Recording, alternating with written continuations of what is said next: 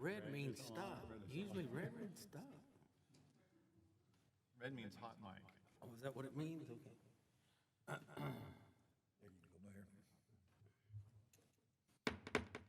At this time, the mayor will call to order the regular city council meeting for 6 p.m. Tuesday, January 11th of 2022 at City Council Chambers, 201 East Nash Street, Terrell, Texas. We have in the chambers tonight District 3, Mayor Ronnie Velasquez, Mayor Pro Tem. We have District 4, Stephanie Holmes Thomas, Deputy Mayor Pro Tem. We have remote Grady Simpson, District 2, and not with us tonight but excused is District 5, Tim Royce. First item on the agenda is invocation. Greg, would you lead us in invocation, please? I'd be honored, Mayor. Our loving and merciful Heavenly Father, it is indeed with humble and grateful hearts that we come to you this evening to discuss the affairs of this city. But at this time, Your Honor, we would also ask a special prayer for the mother of Councilman Simpson and the mother of Mayor Carmona, both of whom are ill and are in need of your comfort. Not only comfort for them, but comfort for their families as well. We would ask a special blessing on them. We would ask a blessing on this council and upon this city, and continue to bless us all, that we might continue to progress as you would have us. And forgive us where we fail you. Keep us always in the way we should go. For it's in Jesus' name we ask it all. Amen. Amen. Pledge allegiance Pledge allegiance to the flag of the United States of America, And to the to republic the for which republic it for which it stands, stands, one nation, under God, indivisible, with liberty and justice for all. Honor the Texas flag. I pledge allegiance to thee, Texas, one state under God, one and indivisible.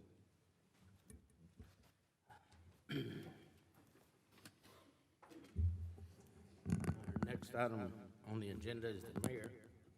Council community recognition and events. Does anybody have anything? Yes.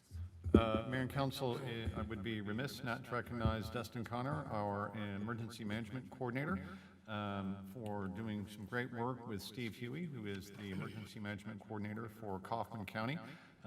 We all heard about the trouble over at Shops at Terrell earlier this week with testing opportunities. That's now been relocated, and we're helping to send out some public notifications that at 550 Industrial, so 550 Industrial, that's the access point to one of our hangars at the airport. We have a drive-through testing operation that we've relocated from Shops at Terrell over to that location. Some people know that as being 800 Airport Road, but you're going to want to enter that testing facility from Industrial Boulevard, where then we have the back gate, and that's going to help us with traffic queuing. That's going to make it available for folks who want to come in and get a test, to be able to drive through, stay in their car the whole time, get the test administered to them while they're in their vehicle, and that's just a very good, efficient way to do that. And I'm just so proud that Dustin Connor was able to get that set up with some other city staff members so quickly after we realized the demand was really outpacing the capacity of the space over at Shops at Terrell. So that announcement's going out. That clinic will be running at that location at our old hangar from 9 to 5, Monday through Saturday, starting tomorrow. So again, that's 9 to 5, Monday through Saturday, starting tomorrow. The testing's at no cost, and there's just a tremendous demand for that right now due to the uptick in cases. So we'll be getting that word out, and feel free to pass that on or invite anybody who might need that. All right. Thank you, Mike, and thank you, Connor, for again stepping up to the plate when needed. I would like to take a moment and recognize Garrett Carlisle, one of our board members on one of our commissions. Thank you for your service. Thank you for volunteering and helping Terrell make better. I think you're on the planning and zoning, is that correct? And that falls under Mayor Pro Tem Ronnie Velasquez's privy. Would you like to? He certainly is one of the board members that recently appointed to planning and zoning, and he comes with he's experienced in building and development, longtime community member, and he is not afraid to be vocal and ask the questions that he may need to ask during the PNC, so that's something we always appreciate from our board members, so thank you for your service. Again, Mr. Carlisle, thank you very much. Our next item on the agenda is the adoption of the minutes. We have discussed and considered minutes from the regular city council meeting on January the 4th of 2022. Is there a motion? I move to approve the minutes from the regular city council meeting on January 4, 2022, as presented. We have a motion from Mayor Ronnie Velazquez, Mayor Pro Tem District 3. Is there a second? Second. Have a second from Stephanie Holmes Thomas, Deputy Mayor Pro Tem District 4. Is there any further discussion? Hearing none, all those in favor, let it be known by stating aye. Aye. Aye. Aye. Any opposed? Motion will carry. Our next item on the agenda is 7.1, conduct a public hearing to receive comments regarding proposed order of redistricting of political boundaries. This is going to be Mr. Sims. So, Mayor and Council, I'm going to give a little introduction, then I'm going to hand it over to our consulting attorney, Eric McGee, who you guys met in December. The basic idea about what's in your packet is what I'm going to give you a little bit of an orientation to. Agenda item page 22 is part of the initial assessment of the city of Terrell, Texas, for purposes of redistricting evaluation. That was performed by Mr. McGee's law firm, Allison Bass McGee. So if you turn over to agenda item page 22, then you can see the basic analysis of where we stand here. So that analysis goes like this. If we had just the magic of ideal population in each district, then they would all be evenly divided, right? You'd have 4,366 people in each district. And as you can see there, there's a little chart that shows you actual population. So District 2 has 4,324 people in it, District 3 has 4,440, and so on down the line. And you can see the deviations there. District 2, well, it's 42 under. District 3, well, it's 74 above. District 4 is 36 above. District 5, 67 low. So when you do all that math, you get a scorecard here that says, well, our maximum deviation is 3.23%. So that's where we stand today, okay? And as we're considering the idea of redistricting, you just generally would think to yourself, well, gosh, I wonder if we could get better than a 3.23, okay? The note here is, again, from Mr. McGee's law firm, total maximum deviation above 10% requires redistricting. So if that number grew from 3.23% up to 10%, you'd say, whoa, wait a minute, that's a governmental entity that should be redistricting. Of course, that doesn't apply to us. Meanwhile, it also says maximum deviation less than 5% is desirable if possible. So that's what you're aiming for. That's what you're trying to achieve. And that's also got on that same page all of the ethnic and racial data breakdown. I won't go through all of that, but it kind of speaks for itself on that page. If you go through your packet a little bit more, you're going to get to agenda item page 34. Agenda item page 34 is the one where, if you recall, Darrell Coleman came to one of our previous city council meetings. He's the attorney for the Terrell Independent School District. And that page, again, agenda item page 34, shows how the school district changed their boundaries in order to get their numbers to match up correctly. Of course, they have a much larger geography than we do, so they're trying to balance numbers and size a little bit differently than we are. But you can see the red lines on that map are their old districts, and then the colored zones on that map are their new ones that they've just moved to. So the question for council was, well, gee, since we have such good statistics, would we get better or would we get worse if we moved to the school district boundaries? We've heard some complaints in the past that maybe it's a little hard to figure out which district you're in because the school district has a different set of lines than the city, and sometimes that can't be helped, but we did want to at least do the analysis on this question. And so we've done that work, and that is the work that I want Mr. McGee to go through And so I'll hand it over to you, and I'll let you know, Mr. McGee, that we do have the handout, which is this chart that you provided for us. So take it away, sir. Okay, thank you. Good to see you again. I was over here a couple of weeks ago. I know we were all going to wait to see what the school district did.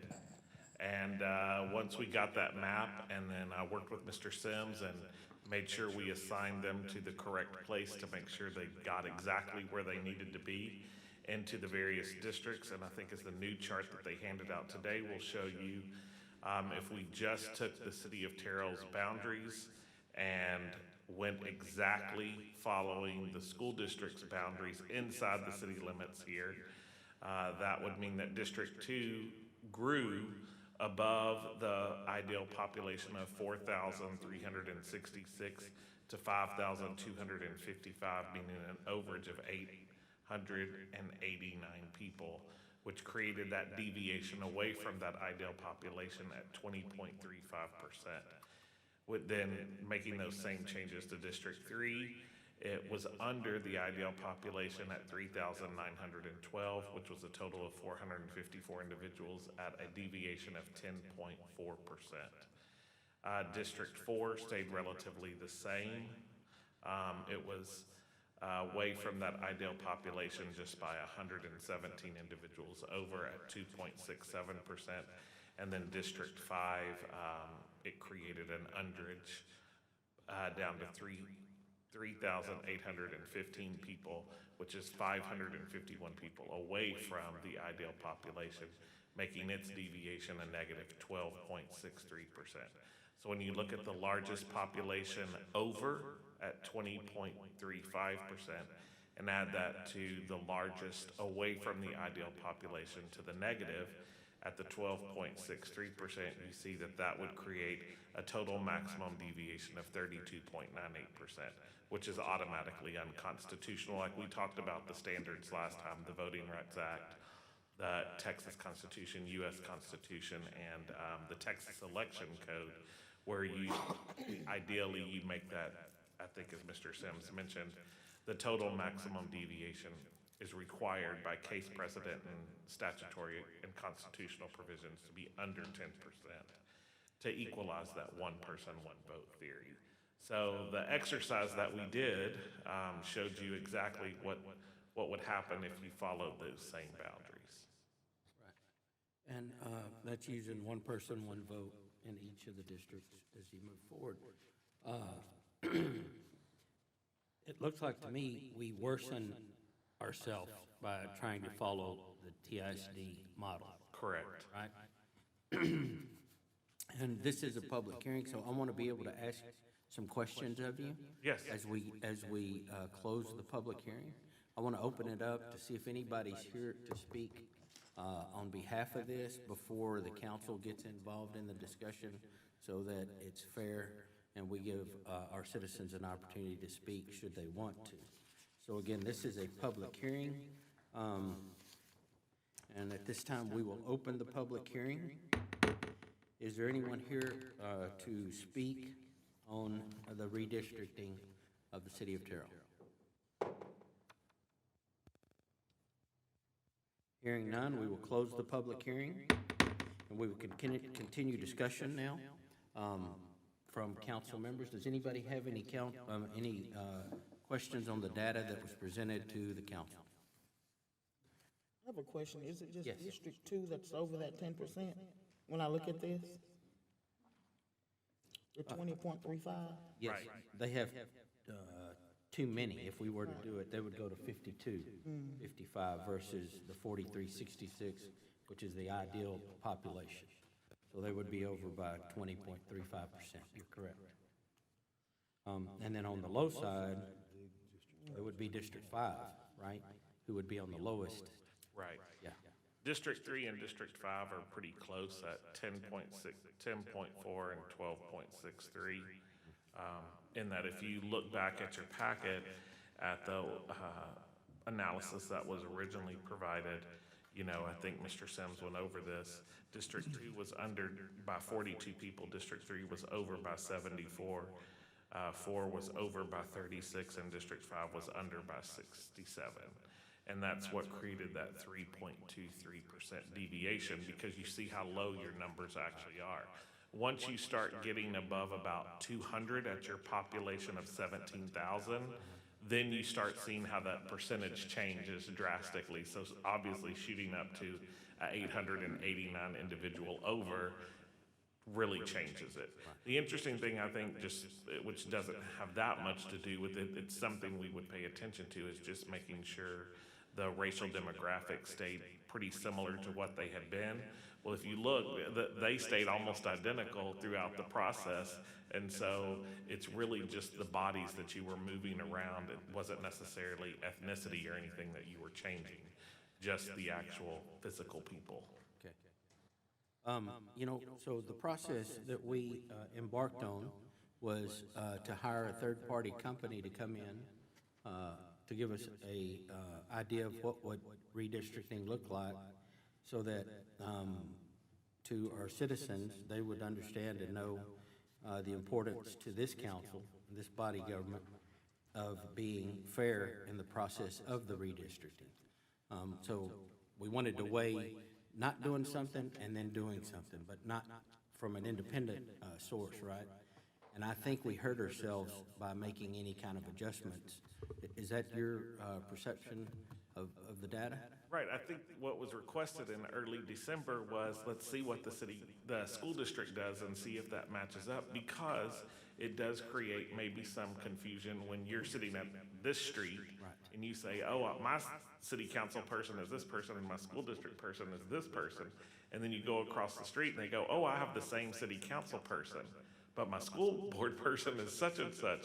And I think that was wise to hopefully look at that and see how hopeful that would be. It just didn't work out because the bodies were too many being moved within the city, and then that's gonna create an unconstitutional balance. So here we are, now we need to make a decision as to, So just from an orientation standpoint, there's agenda item 7.2 is going to be the one to do a vote. And there are two different options for a thing to vote on. One is the item that was in your packet, and that was in order for redistricting. The other one is the one that Dawn handed out to you, which is also one, both these were written by Mr. McGee. The other one says order to retain. So the thing that was passed out is order to retain. So in your next agenda item, when you open that up, you'll want to make a decision between voting on the order for redistricting or a vote on an order to retain, okay? And I think I mentioned this back in the December meeting, just, you know, when you're sitting at 3%, a lot of people are like, why are we even looking at this or spending any time for it? And I think the school district was a good example, and I've actually used that in further redistricting meetings when I've been at other cities, counties, school districts, talking about how that's an area where you would want to look at matching up those boundaries. If there was something that you were just so dissatisfied with that had occurred 10 years ago and you wanted to clean up a specific line, that's another good reason. If we can just make this one little change and, you know, take these 2 or 3 places and move them back, that's an area. But a lot of times that creates more confusion for your voters and for your citizens who've lived with something for 10 years. And so you leave that up to, you know, the policymakers yourselves as to, would we be best served by just retaining our boundaries, or is there something that we need to look at? and to your point, I think we create more confusion by doing any changes. Because those that are confused in a small area, now by changing the boundaries, you have a larger portion that aren't comfortable or aren't used to voting in that district that has changed, and it ends up hurting you in the long run, or causes more confusion. I don't think it hurts anybody, but it does cause more confusion. So, council, thank you for your comment.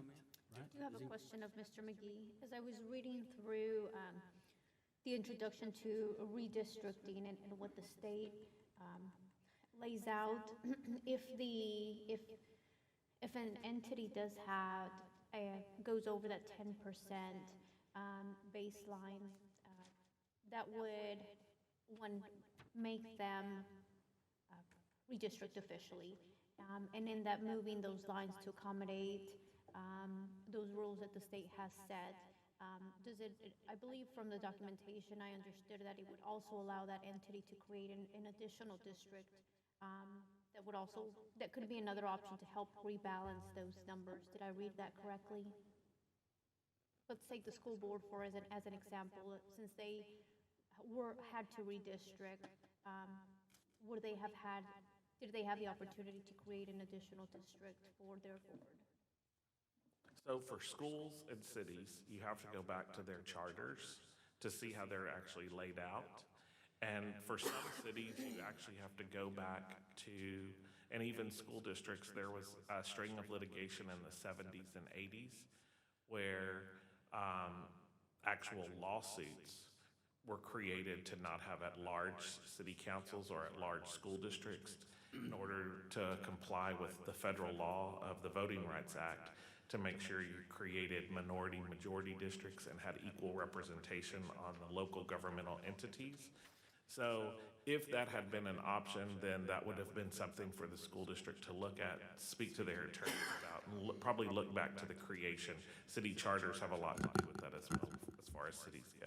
Yeah, and just as a frequent reader of our city charter, I'll tell you that that is where our 4-district and 1 at-large mayor setup is created. So you can't use the redistricting process to add a district. You have to go back and open up and have a charter election to change the number of districts in our jurisdiction. So let's say you're sitting here 10 years from now and the city's grown, it's more complex, whatever might happen 10 years from now. Well, you could certainly say, oh, hey, we want to make sure we open this charter up, but then you need to start a year ahead of time, because having a charter election is a very complicated endeavor. You probably need a charter committee to review it, and then the charter committee needs to make recommendations, and then it needs to have the time to go to a public vote.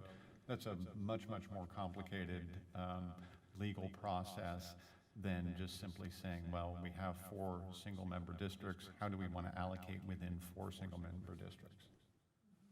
Because typically, like a city like yourself, who's sitting close to a metropolitan area, the largest state, you want to make sure that you start seeing that as housing developments and plats and subdivisions and all that start coming into your city. You start realizing we've grown from 17,000 to 60,000. And so, by the time you would redistrict again in 10 years, you would want to make sure that you've already probably looked at that 2 years before that, because it's going to take a while, and then it changes the structure of the city council. Well, I appreciate the work that you and the firm have done. It certainly has been very informational and gives us an idea of what the state lays out for us to follow, where we stand percentage-wise, which was under 4%. We're certainly way under that 10% baseline, and we attempted to see how the lines would match up what the percentage would change if we matched up to the school board district signs, and we see that really skewed our numbers tremendously percentage-wise. So appreciate the work there. Thank you.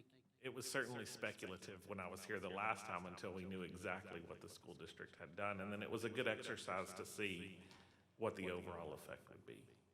Thank you, Mr. McGee. We certainly appreciate you. I just want to yes. pose Oh, this go ahead. number. Yes. Pose this to the council. My understanding, we did this because there was some type of confusion. I think we just need to have a plan in place to help clarify and communicate these boundaries. We're going to keep these boundaries to our community members. So we just make sure that communication is clear. Because from my understanding, we even went as far to even attempt to look at this, what the school was doing, because it was some ambiguity already. So my thing I would challenge us to do is make sure we get the communication out to the members to make sure that they know where their lines are and where they vote based on which election it is. That's important to me. I agree with Councilman, I'm gonna say I love that comment. My commitment to you would be, whenever we get to the end of this process, we can certainly make sure we get some utility bill stuffers out there. I can tell you for sure that we probably want to use a group that you know well, the Breezy Hill group, because the main area of confusion, frankly, has been between Gilbert and University being the school district line and Crenshaw being the city line. That's where the confusion has been over the course of the years. And so whatever information we can get out to say, hey, this zone right here, that's why the lines are the way they are, that's how it's set up, da-da-da. I think public information, great thing, and you've got my commitment. We can certainly do that. And one more question. I'll just commit to y'all too. I can provide you a map that if you want to put that on y'all's website or make it accessible, you know, like how we've provided maps along the way, that may help too. If, you know, I can send that and even send you the shape files and then y'all can manipulate them however y'all want. Thank you. And based on your knowledge and expertise, you would recommend that we keep the boundaries we have? For my pocketbook, I want you to redistrict because I get more money. It's more money for you. But from a probably a voter standpoint, I would probably not change anything sitting at 3%, where people are already accustomed to who they need to go to. They know exactly which one of you represents them on the city council. And even if you wound up changing, you know, 400 people, that's still 400 people that are changing somewhere. When you just look at those numbers of who's over and who's under, and you look at 42 and 74 and 36 and 67, you're looking at 200 or 300 people right there that you're going to be changing around to try to get to the unicorn of zero, right? There's really no such thing in a zero. It's all by census block. But that's still several hundred people that would be changing. And when you're not required and you already are pretty much as balanced as you're going to be, it is hard to make that recommendation. And that's why I use the school district lines was a good line, but also sometimes it may have just been an area that crossed a major road that y'all just didn't like from 10 years ago, and it's always created a lot of problems and confusion. Maybe if we could just pick those 2 or 3 or 4 up and move them back somewhere. But if you've not had those kinds of issues and it's more of a city versus school district member boundary, that's not going to get fixed with this process just because of the way the numbers fall. Thank you. I would argue that there are some communities that wish they were in the 3.23% range of deviation and not have to do the redistricting, and that are over the 10%. So, again, thank you for your work. We certainly appreciate it. Very professional. And thank you for coming. Yeah, no problem. I'm happy to hear and assist in anything. Mr. Sims can call me and I can get whatever I need to y'all if y'all want some further mapping or something like that. I mean, we're committed to see through, you know, the end. Even if you sign that today, I'll still get you some maps and do some stuff like that. Wonderful. Thank you, Mr. McGee. So, council, I'm guessing that what I'm hearing is that we want to retain the existing political boundaries. So we're gonna move into discuss and consider proposed order of redistricting of political boundaries. We've discussed this. Again, the proposed order to redistrict is less than the 10%. And what I'm hearing from most of the council is that we want to retain our existing political boundaries. Is there a motion on item 7.2? Mayor, let me just make sure I get everybody oriented. There's an item in your packet, which is the order for redistricting. There's an order that was handed out that says order to retain. So if I'm following the conversation and everybody is on the path of order to retain, you'll just have to make sure the motion is related to the phrasing of order to retain, and you can read off that front matter there off of the handout from Mr. McGee. Yeah, council, if you would just use the findings of fact regarding political boundaries. If you would start there and move, read that, I think we would be okay, if there's a motion. I motion to approve the order to retain existing political boundaries as presented. We have a motion from Mayor Ronnie Velasquez, Mayor Pro Tem District 3. Is there a second? I second. We have a second from Grady Simpson, District 2. Is there any further discussion? Hearing none, all those in favor, let it be known by stating aye. Aye. Any opposed? Motion carries. Our next item on the agenda is 8.1, discuss and consider council board responsibilities. This is, You know him well. who? Mayor Rick Carmona. Mayor Rick Carmona. Oh, I'm in charge of this, I'm sorry. As we looked at or talked about last Tuesday, we had mentioned appointing Stephanie Holmes Thomas to the library board and putting her in charge of giving her that assignment. Is there any other changes that we would like to consider? Mayor, I would certainly, open it up to my fellow council members if one chooses to, or one has an interest to take over zoning board of adjustments. I'd certainly consider handing it over. Otherwise, I will continue to be a liaison and recommend individuals to serve on that board. Okay, so, Grady, are you interested in the zoning board of adjustment, or Stephanie, would you be interested in zoning board of adjustment? And Tim's not here, so we can give it to him and he'll have to deal with it.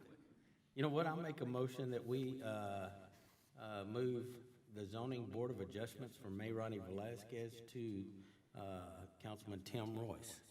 That's a motion. Is there a second? I second. Have a second? From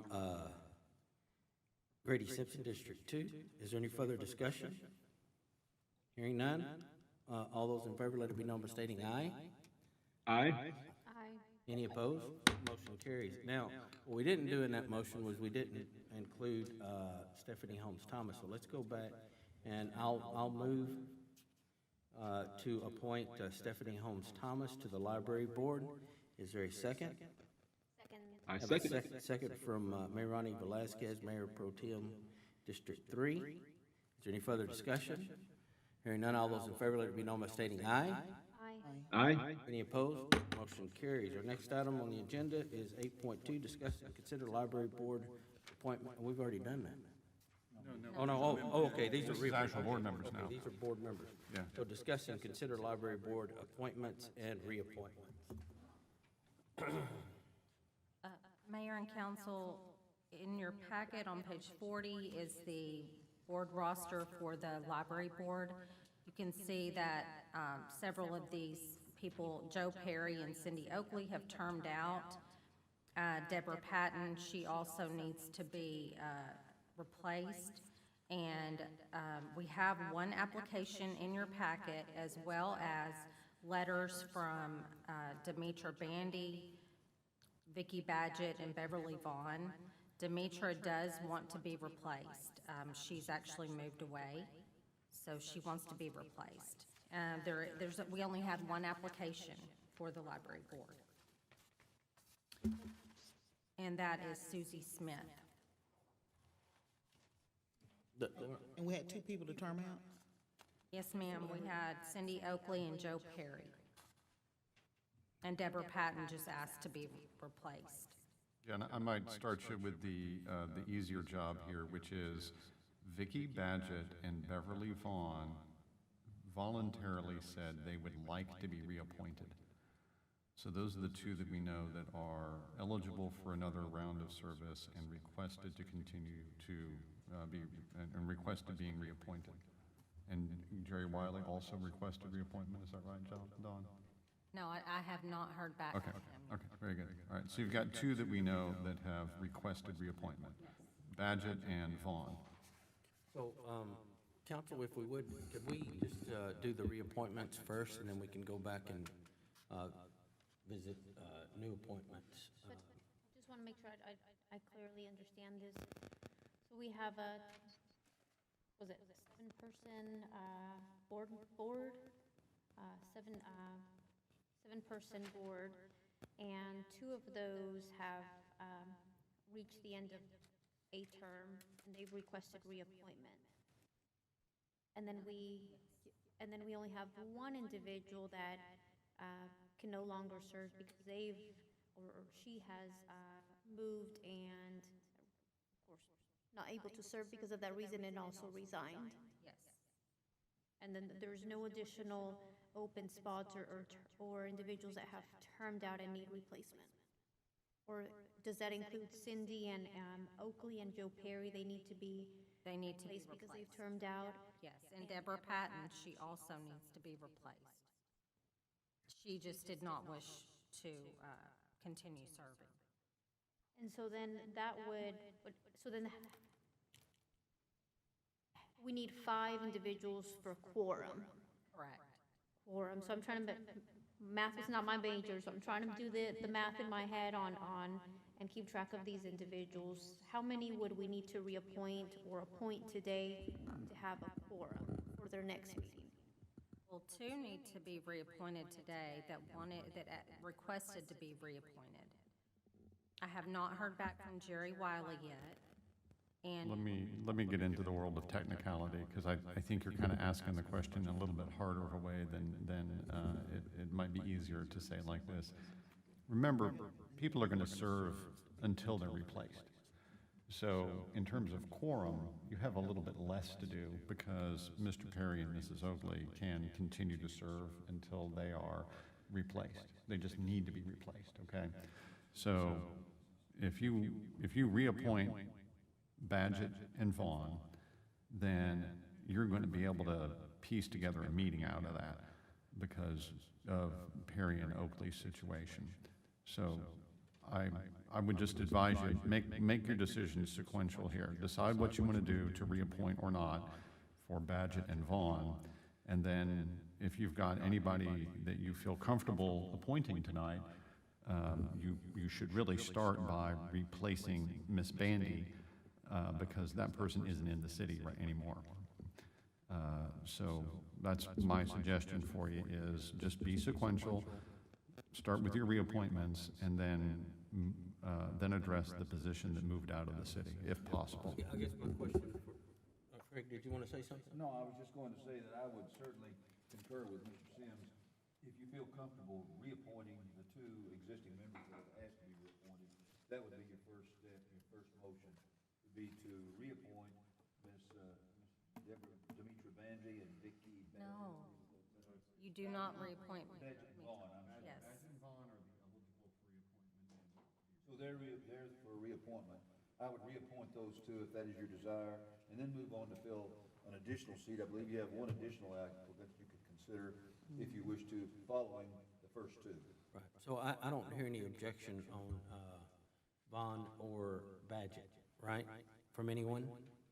So, No objection. I would like to add, as Councilmember Thomas, newly appointed to this board, looks at potential appointments. The 1 individual that did apply for the board, I am familiar with Ms. Susie Smith. She does live in District 3. I don't believe we have another District 3 member that serves on the board. I haven't spoken to her, so I'm not sure if she still is looking to serve at this time and moment. She is a TVCC professor. She has reached out more than once to the city to have council members speak to her students. So I wanted to share the amount of information that I do know. However, I can't say that I've spoken to her and could recommend that she wants to serve and move forward with an appointment there. point taken. So, could we move, please, on the reappointments of Vaughn and Badgett? Councilwoman, did you want to make a motion on those? Yeah, that's fine. I make a motion to reappoint, let me see if I got their names. Vicky Badgett and Beverly Vaughn to the library board. We have a motion from Stephanie Holmes Thomas, Deputy Mayor Pro Tem District 4. Is there a second? Second. Have a second. I second from, it. Mayor Ronnie Velazquez, Mayor Pro Tem District 3. Is there any further discussion? Hearing none, all those in favor, let it be known by stating aye. Aye. Aye. Any opposed? Motion carries. Now to the new appointments. Councilwoman, would you like to? I have a question. Motion? Yes. Ms. Don, do you know when Ms. Smith submitted this request or the information to be on the board? Is it pretty current, like within the last month or two, or? No, I believe it was last year. I don't know the exact date. I can look back and see if I can determine that. Okay. I don't oppose her, I'm familiar with her as well, but I just think we need to make sure she's still interested before we appoint her, even though we need to fill Mrs. Bandy. Let me see. And Councilwoman, I would just tell you from a process, if you'll just tell staff, if sometimes the council member who's the contact likes to make that phone call, sometimes the council member just requests that Dawn give the person a phone call. So just let us know how you want to handle it, and we'll follow up according to how you'd like us to do it. Okay. I understand that you don't feel comfortable appointing her at this time without talking to her first, is that right? I think that'd be a nice courtesy. I would like that. If that's the case, that you'd probably want to table that appointment until the next meeting and possibly find some other replacements as well. Okay. That would be your motion. That'd be fine. I make a motion to a table item, I guess basically the appointment of a new member, Ms. Susie Smith, until the next meeting, we make that day. All right, so we have a motion to table the library board appointment. Is there a second? Second? I second. The motion was from Stephanie Holmes Thomas, Deputy Mayor Pro Tem District 4. The second was from Mayor Ronnie Velazquez, Mayor Pro Tem District 3. Is there any further discussion? Hearing none, all those in favor, let it be known by stating aye. Aye. Aye. Opposed? Motion carries. Our next item on the agenda is 8.4, discuss and consider park board appointments and reappointments. This falls under, We skipped 8.3, Mayor. oh, we did? Okay, sorry. This is 8.3, discuss and consider Park and Downtown Improvement Corporation PADIC board appointments and reappointments. Don? Yes, Mayor and Council, this one is not as confusing. We have Hillary Heisel, J.C. Jackson, and Sarah Kegaris, all that termed out in December. They didn't term out. Their term expired in December of '21, and they are eligible for reappointment. There's a letter or an email in the packet from Sarah and Hillary, and I did speak with J.C. verbally today, and he does want to be reappointed. So they all three are requesting reappointment. And so I would say that, you know, the PADIC board is something new to the city, and they're just now getting to know each other and work together. And if at all possible, if there's no objection from the council, I'd like to see them continue. And I defer to Mayor Pro Tem as to her comments. This falls under her. Is this a shirt the PADIC is? I thought it was. Oh, okay. All right. Well, you serve on the PADIC board, so your comments are important to us, so go ahead. Sure, serving on the PADIC board, I had an opportunity to work with all three fellow board members. They are all active visiting the parks and downtown with business owners, have questions that they ask. I'm not afraid to ask the hard questions and provide ideas. So I can say that from my perspective that when I've enjoyed working alongside them, and they do the hard work that's requested of a board that takes on volunteers and is non-paid. Thank you very much. Is there a motion from council members for Heisel, Jackson, and Kegaris?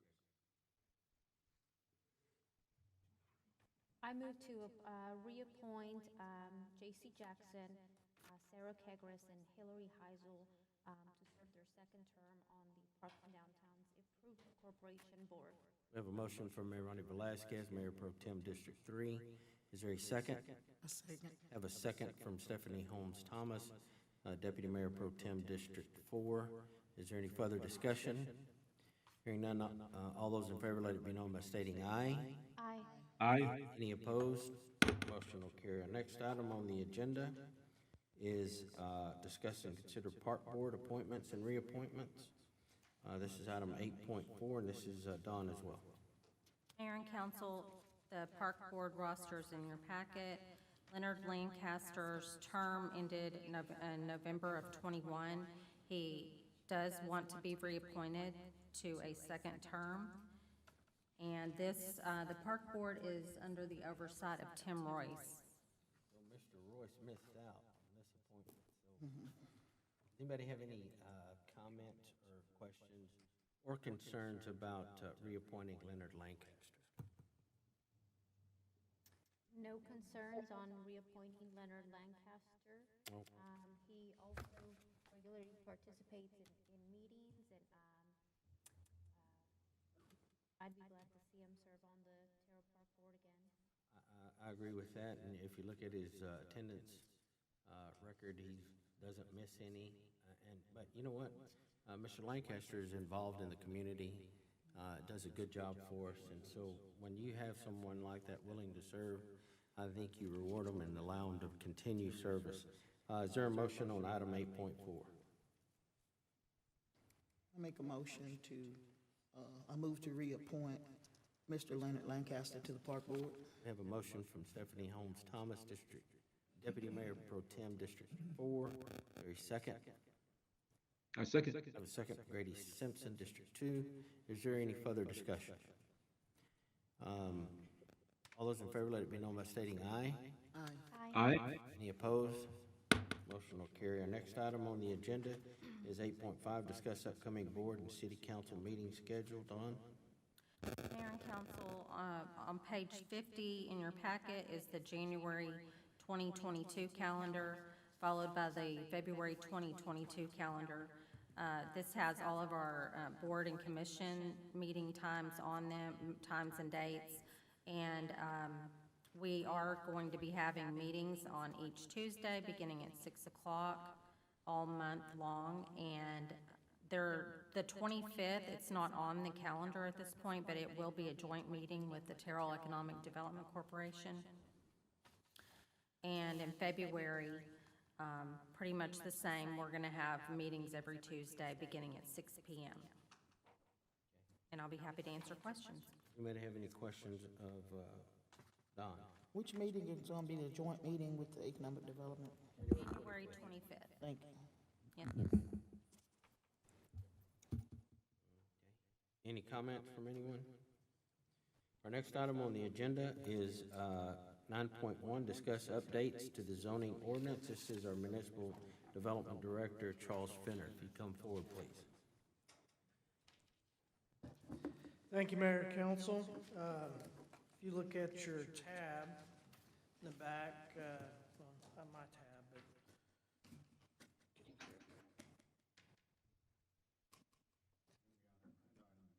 Agenda item page 52 is the start of Mr. Fenner's presentation.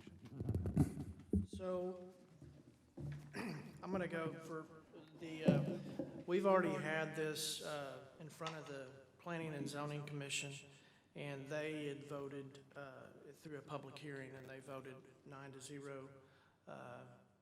to approve the changes, and so you will see it next week on the 18th for a public hearing. So I'm going to go through this update a little bit, and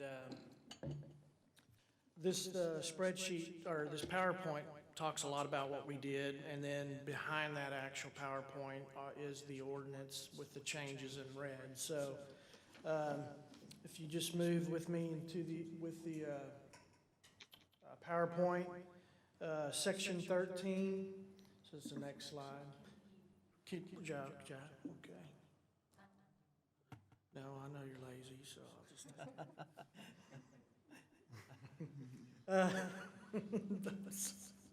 So the chart is for general comparison purposes, updated to reflect any changes made in each zoning district. And so that'll be the chart we look at. You'll see that's where it has all the zoning districts in there, the lot widths and the areas and so forth. So we made changes to that. And to that chart, which also means that we have to make changes within the actual zoning district. So when you're looking at the chart, you'll see what you're going to actually see in the zoning districts. And so The minimum floor area per dwelling unit is changed in section 17, 18, 19, 20, and 22, and that's basically single-family 10, 7.56 townhouse and Texas Heritage. We changed every area for a minimum square foot of dwelling space to 2,000 square foot. Or that's the proposal. We'll talk a little bit more about that too in depth. Section 21, multifamily residential, we made some changes to the architectural requirements and features. We changed the wording for some parking regulations, and we made sure that you're able to build a single-family house according to 7.5 standards within a multifamily district if you'd like to, because we've had several people that have come in and wanted to build houses in the multifamily districts, which we don't have a ton of multifamily districts, but it's happened. Section 30, heavy commercial, which is a new zone. It's a new district added into the zoning ordinance. Light manufacturing, assembling, fabrication, warehousing, research and development, wholesaling, service operations. So it's just takes a little bit of the light industrial and the commercial and creates its own zone. So it is complementary of the light industrial, intended as another option for development areas, as a business park and so forth through the comprehensive plan. Section 30A was also a new district, the Research Technology Park District. It's a low-density employment center providing location for office and related laboratory facilities. It could be something like multi-story data services or anything kind of higher quality research park, university stuff that is not necessarily light industrial, but more for the limited processes. And it's the idea is diversifying the economic base and increasing the quality of jobs. So like we said, a lot of more research, more focus on that. We do have an area that we'll be bringing to you in the next few months that will actually have a plan development overlay, and it'll be changed to the zoning. The request will be the actual technology part.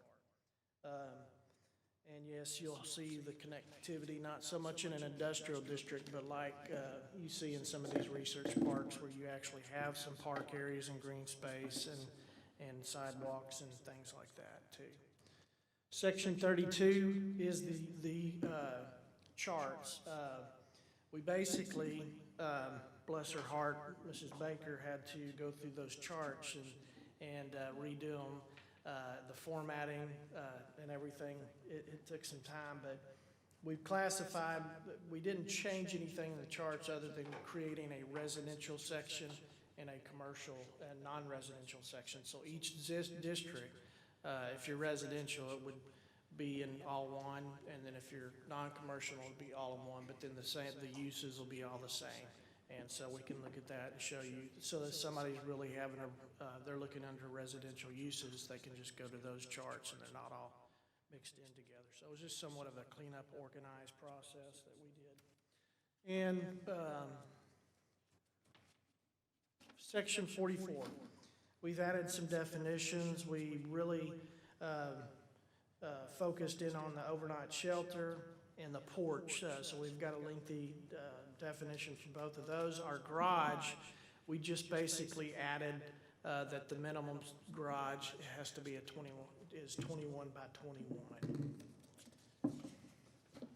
So the next steps, this is not necessarily you voting tonight because it's just for discussion, but this was when I talked to the P&Z. So they had voted, and it'll be brought forth to you through a public hearing. And like I said, on the 18th.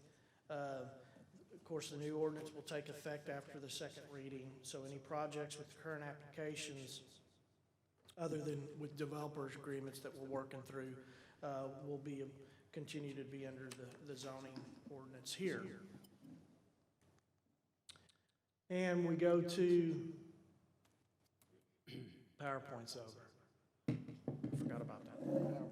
So if you look in your, if you look in your book, and I don't know how much detail you would like, but I'm gonna show you about several of those areas where we talked about, we also added and I did not say that, we added a state lot 64, which is essentially just moving up between the 32,000 square foot. We have the Texas Heritage, we have the Ag, and we just added a 64,000 square foot, which is basically the acre and a half.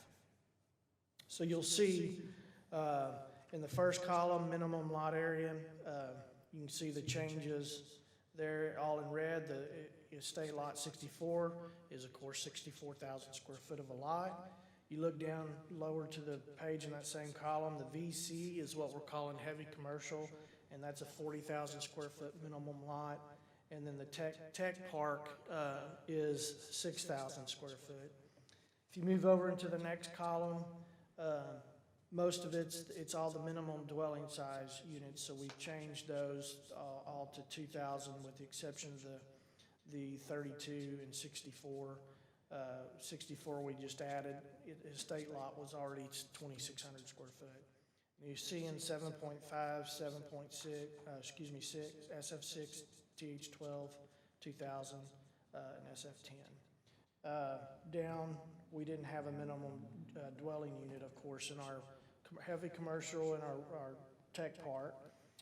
And if you move over to the lot width, you'll see where we've added the 150-foot lot width for the executive estates, and we've upped the lot widths for the 7.5 and the 6 to just 5 feet. We've increased those.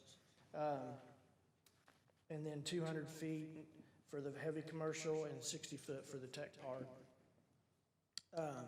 Want to make sure you know that a lot of what we have in town, they don't even meet the standards for lot sizes and lot widths now that we have. In fact, one of our developers agreements is somebody taking 2 lots that by law we'd have to let them build on each lot. If there's a 25-foot lot, they would just have to meet the other standards like setbacks and so forth, and that's pretty difficult to do.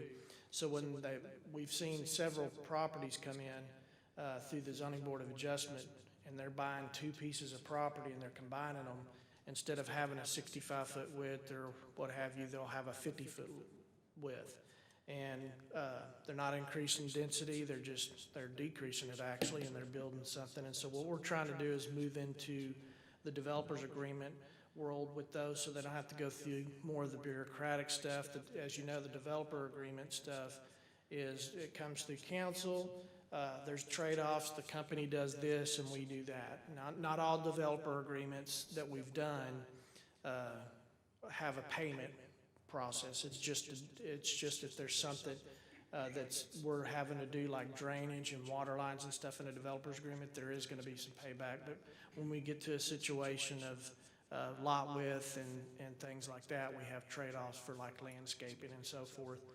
Hence would be the 2,000 square foot minimum living dwelling unit, because it allows us to enter into some developers agreements if they'd like to build an 1,800 square foot home. Well, then maybe we trade off a side entry garage, maybe we trade off 100% stone, some extra landscaping and things like that. And so that's the idea behind this. So moving over, you just see on a state lot, you can see all the things that we added there, the 150-foot lot depth and 40-foot front yard. And you can read that yourself right through there.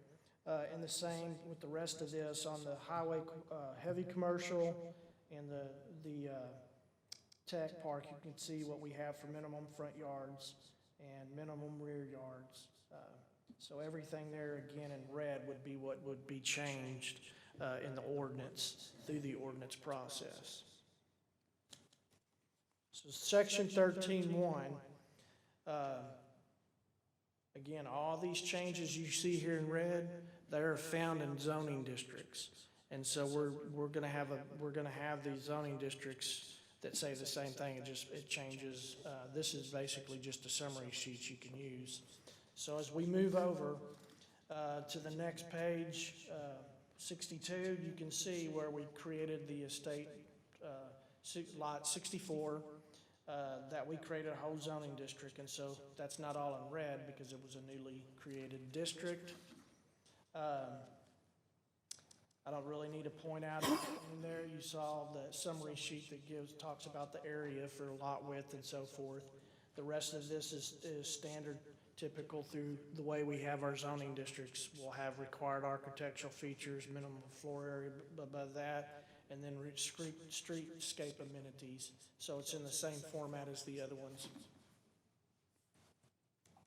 So that's the estate lot. The big deal on the estate lot again is it's just requirement of a 64,000 square foot lot. As you do know, we have in our future land use plan, we have several areas that are called out to be low density. And low density can be several things. And if we look to have it, if we see that we have several areas of Texas heritage, those are 3-acre minimums. This 64,000 just gives us another opportunity to negotiate transitions for a high quality development. They want some more, they may be closer to a highway. We get some heavier density up front there, and we move off into the back and do something. So we've had a lot of people come through with 50 acres and 30 acres and talk to us about how they can transition into some of that stuff. And so this 64,000 just gives us another opportunity to zone. Your next one, the section 17, the only thing that's changed up there is D on page 68, and that is the 2,000 square foot minimum. Nothing else changed. Same thing on the next section 18. We did increase, like I said in the summary, we increased the 70 foot to the 75 foot lot width minimum, and then we increased the 2,000 square foot minimum. Then you go to the next district, SF6, same thing. We added 5 to the minimum lot width to 65, and then the minimum floor area 2,000. So that's our SF6. Then we move to the townhouse residential. Now, we had several changes in townhouse.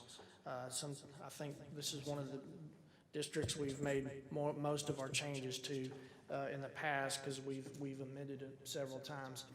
You can read through here with me that the zero lot line homes up in the top paragraph for just purpose or description of what this is. We added the order to preserve non-floodplain areas of open space, natural areas on more compact lots, clustering that produce environmentally and pedestrian-friendly communities. So we want to say that that area is non-floodplain. The other thing is the single family must meet all the lot requirements in SF6 zoning and the building requirements of 7.5 zoning. The maximum density, we added the non-flood. We have 8 units per gross acre of land within the non-flood plain area of development. You know, basically what that means is if you come in and you have 150 acres of development and 100 acres of it is in the floodplain, then we're only using the 50 acres for the density, not the 150. Floodplain excluded on minimum project size, and then the new developments have to be 4 acres. And that's for new development. The infill development, we didn't have anything there. So basically, if somebody comes in and wants to build in a townhouse zone district, which we don't have much of that either, it has to be a minimum of 4 acres to actually have a project. And then maximum project size is 8 acres, so we've actually maxed it out on that one. Used to be 15 acres, and so that changed. On the next page, on 77, you can see where we marked out several things. The duplexes, triplex, fourplex shall have a minimum front porch and so forth. We basically said Really what we're doing here is saying each front door entry to each individual household requires a porch with minimum porch width of 12 feet and a depth of 8 feet. We took out the wraparound porches shall minimize the development. They're doing things now that a lot of different concepts with townhomes. They have mini townhomes where they look like houses up front, they're individual, but they still have a common wall. And so, again, we don't have a ton of townhomes, but we do have hundreds of acres that could still be developed into a multi-mixed-use development that in one area they may consider, something like this. And so we want to have these standards. And of course, if we do something like that, we'd still be doing it under a planned development too. So we also added on the next page, unless physical lot constraints prevent rear loading, in such case, side load garages are acceptable. So we've added that. We've taken out homes within the district are allowed to have front-loaded garages only if physical lot constrains that, prevents rear entry.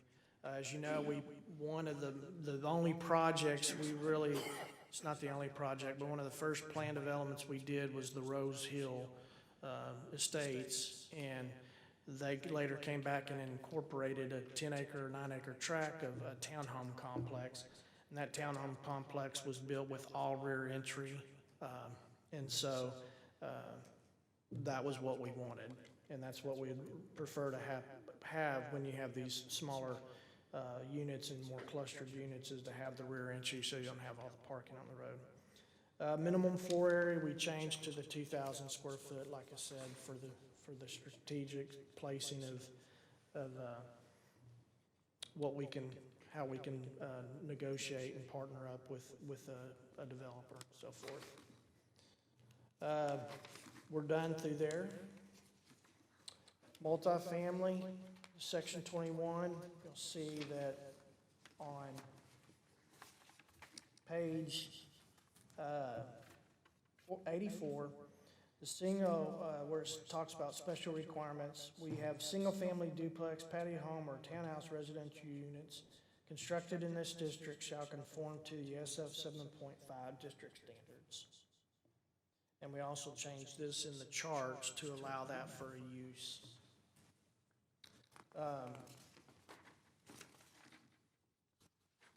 Now, the Texas Heritage District on page 87, again, the only thing that changed there was the minimum floor area per dwelling. Then we move into the new district, page 91. It's the heavy commercial, and we went over, the summary sheet that we went over at the very first. It showed all the minimum lot area and the width and the height and so forth. Just a little bit of the description and purpose of this. Is for conducting light manufacturing, assembling and fabrication, for warehousing, research and development, wholesaling and service operations. Such uses do require accessibility to major thoroughfares, major highways, and means of transportation such as railroad. So like I said, it's a complementary zone to the light industrial. We don't have anything actually zoned heavy commercial. We're just creating a district, kind of like what we did with, well, it's not kind of, it's what we did with the downtown district. We created the actual zoning district for the downtown, and then we actually rezoned 200 so properties to the downtown district. That would be the case here. What's allowed to be in the heavy commercial, which is only a couple things, don't remember that in the chart, but somebody to do those uses would actually have to come in and rezone their property to heavy commercial. And we'll see that in the chart here in just a second. So we get over to the charts, page 94, not much here, again, other than you see now how we've reformatted this to residential districts. And up at the top, these residential districts go from ag all the way to mobile home, okay? And so those uses, so if anybody's wanting to look in any of our residential districts and find out, hey, can I do a, you know, 4-family dwelling unit, and so for SF6, I can look over here, I don't have to go through the commercial stuff or the non-residential, things like that. So it's all grouped together. So if you get over here, show you, so we move into, like on page 98, if you look at the residential zoning districts, on page 98, you can see there's really nothing permitted, because you're talking about barber shops and dance and drama, downtown hotels, exterminator service, mini warehouse, locksmith. Well, these are all residential districts, so it's real quick to say, hey, we can't do any of that. And that's for personal and service uses, that's real defining there. Retail uses, we know that could be an antique shop to a restaurant to any type of retail. You look here, you see that you can't do it anywhere in a zone, so it makes it easy. Same thing with automotive uses, no zone. Then you get into some of the governmental and utility uses such as antennas, electrical substations, fire stations, and you can see where these things are either permitted or allowed by SUP. And then, of course, light manufacturing, there's nothing really available except for the cottage industry that we created a few years ago after the comprehensive plan, and it's allowed in ag. If you can remember, that cottage industry is somewhat of like a small, talented, something that somebody can do all together. They can process and build something right there. It's kind of a little industry within a small area. It's not a bunch of warehousing and stuff like that, a bunch of production. So you get into the non-residential districts. The one thing that we did for the tech park at this point, we had created, there were allowed uses in that area, and so what we're doing for the uses there is we just have to go to the zoning district that we've created, the RT, and you can see what the uses are allowed in that. As we move here, we can see there's not much change. When we get over to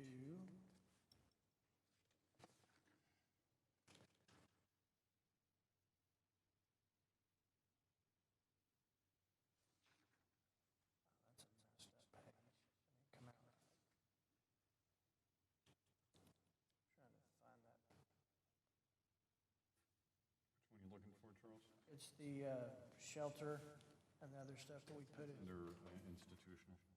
Yeah, back here. So, was that, what page is that on? I'm sorry. Or is that the one all messed up? Oh, no, it's here. Okay, you'll see that the page 105. So in the heavy commercial, this is really the only area that we put some new stuff under the definitions, which I explained earlier in the PowerPoint that we actually did, was the homeless centered, shelter day use, shelter overnight use. Those are all new uses and new definitions that we've created. So those are all allowed by SUP in the heavy commercial. And again, remember, we don't have any areas at this time zone heavy commercial, so somebody would have to come in and actually go through that process. So if we get out of there, I'm sure the audience is loving every bit of this. In our definitions, you go all the way to page 123. That's where we define the garage minimum of 21 feet by 21 feet. And then, that was 123, yeah.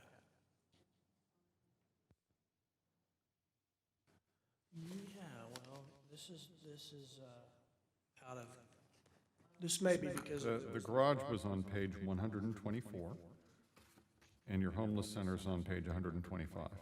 Okay, in mine, they're, Number 106, number 106. okay. So we defined the garage, I'll just tell you the definitions like I said earlier. And then we define the homeless center, which you just saw that would be allowed by SUP in the heavy commercial. And that's for a facility that provides any one or more of the following supportive services for indigent or near indigent individuals and families with no regular, secure, independent residential address of their own. So it's a very long definition, but we haven't had anything defined like this. And so it's housing, medical counseling, treatment, recuperating from the effects or reframing of the drugs and alcohol, nutritional counseling, employment counseling, you name it, it's there. Facilities providing such support, I think we need to see the services on an occasional, temporary, intermittent basis as an accessory use to another primary use shall not be defined as a homeless center. However, when such accessory use exceeds either 7 consecutive days or 14 total days in a calendar year, then the facility shall be required to obtain zoning approval and a certificate of occupancy for a homeless center, specifically identifying the supportive uses to be provided. And the staff or volunteer ratio, the skilled training level of the staff, the operating hours and days, and numbers of the client served. That's all-encompassing definition that we've had a lot that we've dealt with some things of how we define those, and through boarding homes, through churches, through ministry, and so forth. And so we wanted to make sure we had a good definitions for that. Then it shows to be 133 on mine, it may be 134. It's the overnight shelter day use, we did do that. We defined that, and we defined the overnight use, and basically that really includes the times of what's going on. How long includes square foot for bed and bathroom, the overnight shelter. The day use provides the intermittent safe shelter. So that's just a use that we can separate out from the actual homeless center. And then the porch definition is 135 on mine, so maybe 136 on yours. Now, a lot of what we've had in the past with the porches is working out an issue where they can build a porch and have a certain percentage, but we've had some people come in and say, well, I covered 33% of the house, but the porch is only 1.5 feet or 2 foot in depth, and so we had to work through those situations and say, hey, it has to be a usable porch where you can put a chair. So instead of just saying that, we went ahead and defined it, and so you basically see here that the depth of the porch is 5 feet. It has to be, unless otherwise allowed by the municipal development director. And obviously I won't be doing anything less than 5 feet because we had to have a number so we could just define it, and that's what we want so people can really enjoy the porch.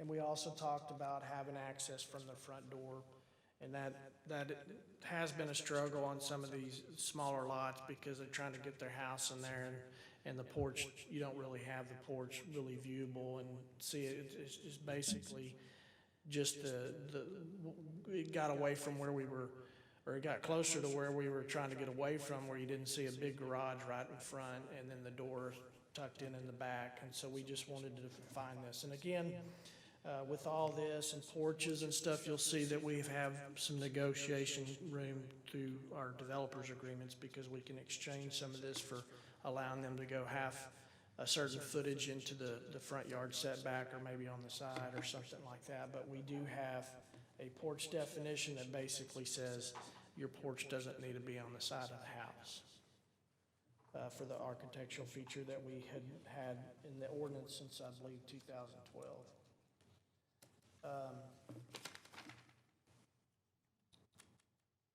That is it. So, Mayor and Council, I'm going to just tag on to the end here and say thank you to the Planning and Zoning Commission because they've been working through these detailed issues. They did unanimously approve the recommendation that you're seeing here. You'll have your chance to vote on this next Tuesday. And what I'd encourage you to do is, if you've got any detailed questions or concerns about any of that, fire off some questions to Mr. Fenner or myself by email, and get us your feedback on that so that we are prepared, or maybe we can follow up and answer a question for you. But it is a lot of material. It did get worked over by your P&Z, but we don't always brief on a P&Z item that was unanimous before the meeting. But this just seemed like a big, complicated one, and we wanted to give you an opportunity to hear Mr. Fenner's presentation, same presentation that he gave to the Planning and Zoning Commission. So my comment to the council would be this, is that there's a lot of information that was presented tonight, and one of the questions that we ask ourselves often is, how do we create quality? And how do we hold these developers' fire to their feet and get the quality of development that we want? And it's through standards and ordinances that the city has to bring quality to the city. And so the changes were made. The goal is to improve the city, always moving forward. And so that's why we're looking at this now. I want to thank the Planning and Zoning Commission for reviewing it, giving input. Now it's our job to review these changes and get with staff. If you have any comments or questions, let them know, and then we'll discuss this again when we get a chance to vote. Is that correct? Next Tuesday. Can I ask the question? Yes. So am I understanding this right? With this proposal, every house that's built in the city has to be a minimum of 2,000 square feet? That is that's what we will require, but if you came to the city and said, hey, I've got this product, and it's a little less than, or it's less than the 2,000, would you consider, through some type of agreement, a development agreement, to allow me to build a smaller than 2,000 square foot building? And that's the negotiation that we would have at that point. We want to work with people to give affordable housing, and so, but that's the starting point, I would think. Am I correct in that? A 2,000 square foot house is not affordable for everybody. I like diversity of housing. I like affordability. I don't want every house to start the same. That's a 70% bigger house with some of these minimums. On this council, only one person may live in a house of that magnitude. When my daughter graduated from Terrell High School, I do not want her to be forced to have communal living, live with family members, because she cannot afford a house. I think there needs to be diversity of housing. I service people in this community, and I do not want to exclude certain people and populations by having these type of restrictive ordinances. I think people, when you work 40 years, you should be able to decide what your house looks like. As I age, I don't know if I would be comfortable in a 2,000 square foot house. It could be based on several factors, but I will definitely be talking to staff to ask questions, because I am very, very extremely concerned about this ordinance. If the minimum houses size and square footage in Terrell, Texas is 2,000 square feet, I want to get some clarification, and I want to ask questions, because I know we have city staff that works hard, but I question if a young man would like to be a sole provider for his family if he could afford to take care of his family and let his wife stay at home. I don't know if he could live in a property of that size, especially being a young individual that has just started. So I will again be reaching out to staff regarding this proposal.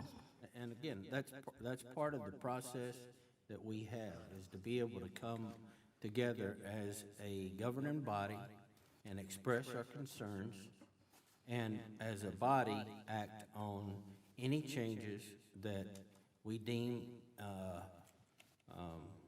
either necessary or important to us as we look at what Terrell's gonna look like in the future. And we want quality. I don't want to exclude anybody. That's not our intent ever, is to exclude anybody from being able to live comfortably in this community. If that's your goal, I mean, if that's the reasoning behind all of this, I think you're doing a disservice to the community. However, if it allows us to negotiate better, and we still, with developers, and get the quality that we want for this community, then I'm supportive of doing so. But again, we need to all feel comfortable. We need to feel comfortable where we are with our votes. Anyone else? I do have a question for Mr. Fenner. What questions, if any, did our planning and zoning members have?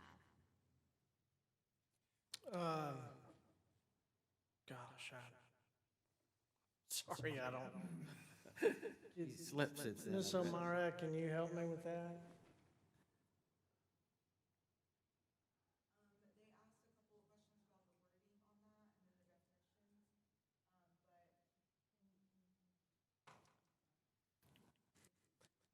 Yeah, we can bring. And this is in regards to any, if there was any section that, any proposed change that a P and Z board member or a couple of P and Z board members, mentioned they were uncomfortable or uneasy or wanted more information before moving forward with a vote. I want to hear if there were any concerns, since we have various board members that represent the city, on any concerns that they might have had. Yeah, there were questions and we talked through some stuff, but there were not really any concerns that I remember. I mean, it's totally up to them to approve the ordinance, how it's written, or amend it, or however they want to do it. And, in this case, it was voted on 9-0.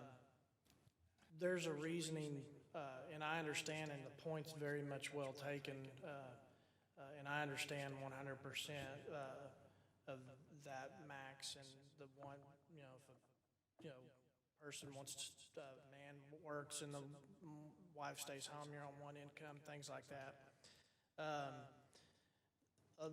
A lot of the focus in what we had said, a lot of the legislation has tied our hands on a lot of things, and one is being what kind of house you build. I mean, you can build right now.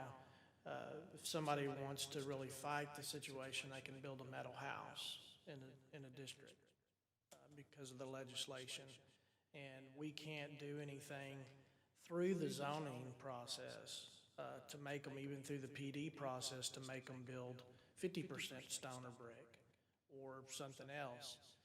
If they have a fire, if they can prove that they have a fire-resistant product to build. And so we knew that a lot of people, not just with something like this, but a lot of the people that we're trying to develop have to come in for variances of some sort. And so we thought we could tie this all together, and that 2,000 minimum gives us the opportunity to have small developer agreements with people, because their plans or their niche or their market may be a 1,700 square foot house. So can we get streetscapes out of that or something if we're building a smaller subdivision or a bigger subdivision? Can we get, you know, extra right-of-way dedicated to us and so forth? By doing that, we can also say, okay, well, you build a 1,600 square foot house with 75% brick or stone or 100% brick or stone. It gives us that opportunity to go forth and work with them. And a lot of times when they're building something like this, they need help on something else. And some of that could be discussed as a council and with us that they may need 2 extra foot for, you know, if they have to have a 15-foot side yard setback, because on the corner, they could build this perfect little house, but they can only be 13 foot. And so that gives us the opportunity to go through the developer's agreement and work out, okay, well, if that's what they're doing, and they're trying to get a side entry garage or what have you, it all comes together in a developer's agreement. Quite frankly, it's more work for us because we're gonna have to produce that negotiation to work with them and say, hey, what's most important to you? And then that gives y'all the chance to, you as a council or the council through the developer's agreement, look at that and say, you know, this person wants to build 70 homes and they want to build a mixture of, you know, houses that are 1,400 square foot to 2,200 square foot. And by doing so, we are then able to enter into an agreement and have some exchanges. So that's really how it's explained, is not trying to, right now, a 2,000 square foot home is a lot of money. The market is crazy. So the point's well taken. 2,000 square foot's been quite high for Terrell for a long time. So Charles, when I just kind of jump in there and say, I think there's a very fair question at hand, which is to say, does the chart, and I'll just go back to this summary chart, which is table 13.1 on page 61, does that chart mean that the minimum house size in Terrell after this vote would be 2,000 square feet? And my statement is, that's not what this chart tells me. This chart tells me that for these zoning classifications in the city of Terrell, the minimum is 2,000. The one that we don't summarize is the one where the zoning standards are tailor-made. So we have literally thousands of acres of land that are either already covered under PD zoning or are covered under development agreements that establish what is in essence a PD zoning. So for those thousands of acres of land, the minimum lot size is extremely diverse and much, much smaller. So what this chart's really telling you is that in order to do a diversity of housing, we need to keep addressing it the way that we've addressed it in the past, which is to embody that within a planned development so that we know that it's factors that aren't the square footage of the house that are the factors that assure you quality within that planned development. So we do our planned developments in combination with road improvements, sewer improvements, we do it in combination with park improvements, we do it in combination with all sorts of things. And it's the thousands of acres of land that don't get summarized on table 13.1 where you get an incredible array of housing diversity. So I think that we can walk you through that topic, but I think that's always important to remember what's not on the page we're looking at. We're editing some of our rules, but we're not creating any standard that creates minimums within a planned development standard, because the planned development will continue to be the avenue to do the diversity range of housing. So I just want to kind of make that clear. It would not be true to say that the minimum housing standard in the city of Terrell is changing to 2,000 square feet. Every planned development we currently have, which constitutes thousands of acres of land, have much smaller, much different minimum house standards in them. So I just want to get that clarification out there. Yeah, we don't have a planned development that has 2,000 square foot Rose Hill Estates, and Woodlands doesn't have that requirement. They're planning on building some 2,200 square foot homes and stuff like that. So, but it is an opportunity for the negotiation. I think you'll see a part of this in a developer's agreement we're working on. That we came, I think, and through council a couple months ago and told you that we would be looking at working through some infill development stuff, and there are trade-offs. There are things that are more important, like if you can't meet the setbacks, then you may not even be able to build a house. So what can we do to make it all work and negotiate something up? And so it's kind of what you'll see after this presentation. But You know what? please give me some feedback and before the public hearing.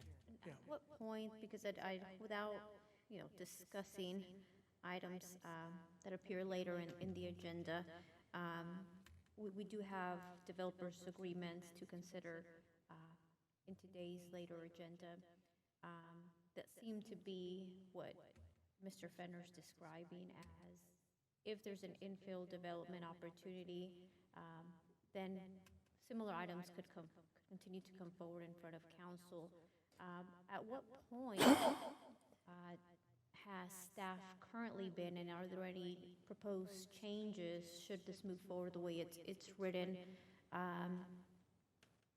At what point does staff say to that developer, we could do a developer's agreement, or is it solely up to the developer to say, what are my options, or can I do a developer's agreement, or had a colleague that did a developer's agreement, could I do one? I guess I'm looking to see at what point, and are we equally providing these opportunities so that developers of different backgrounds don't feel like they're given a fair chance to do similar to a colleague. Councilwoman and Charles, I would feel more comfortable because we need to stay on the agenda item, right, which we're talking about zoning ordinances. On our next item, we're going to discuss a development agreement. I think that'd be a perfect opportunity for you to answer the councilwoman at that point. So could we hold that, councilwoman, just? As long as we have, Mr. Yes. Fenner provide an answer to Absolutely. Yeah, no, and that's not I just want to make sure we're on the right agenda item. Is that all right, council? Yeah. Yes, ma'am. Good. Okay. Does anybody have any more on the zoning ordinance itself? Again, I think you're gonna hear certainly from a couple of council on this issue, and I encourage you to do that. I never want to discourage anybody from reaching out and feeling comfortable as we move forward with what we're doing here. Our next item on the agenda is discuss infill development agreement 2022A. Mr. Fenner, and if you would, please just start with I will. Councilman. Yes, sir. So we've looked at, we always offer up opportunities. We think that partnering with some of these, the newer things, the newer subdivisions, help us in a lot of ways. For instance, infrastructure development that may be $15 million worth or $10 million worth that we won't be building for a long time. And of course, that's the bigger subdivisions. That always comes up. We talk to people because there's not just certain things that, like in a bigger development, that there would be repayment of impact fees if they built the line and so forth. So that's one way we deal with these people. On what we've been doing lately and what this started, we've actually started this first one quite a while back.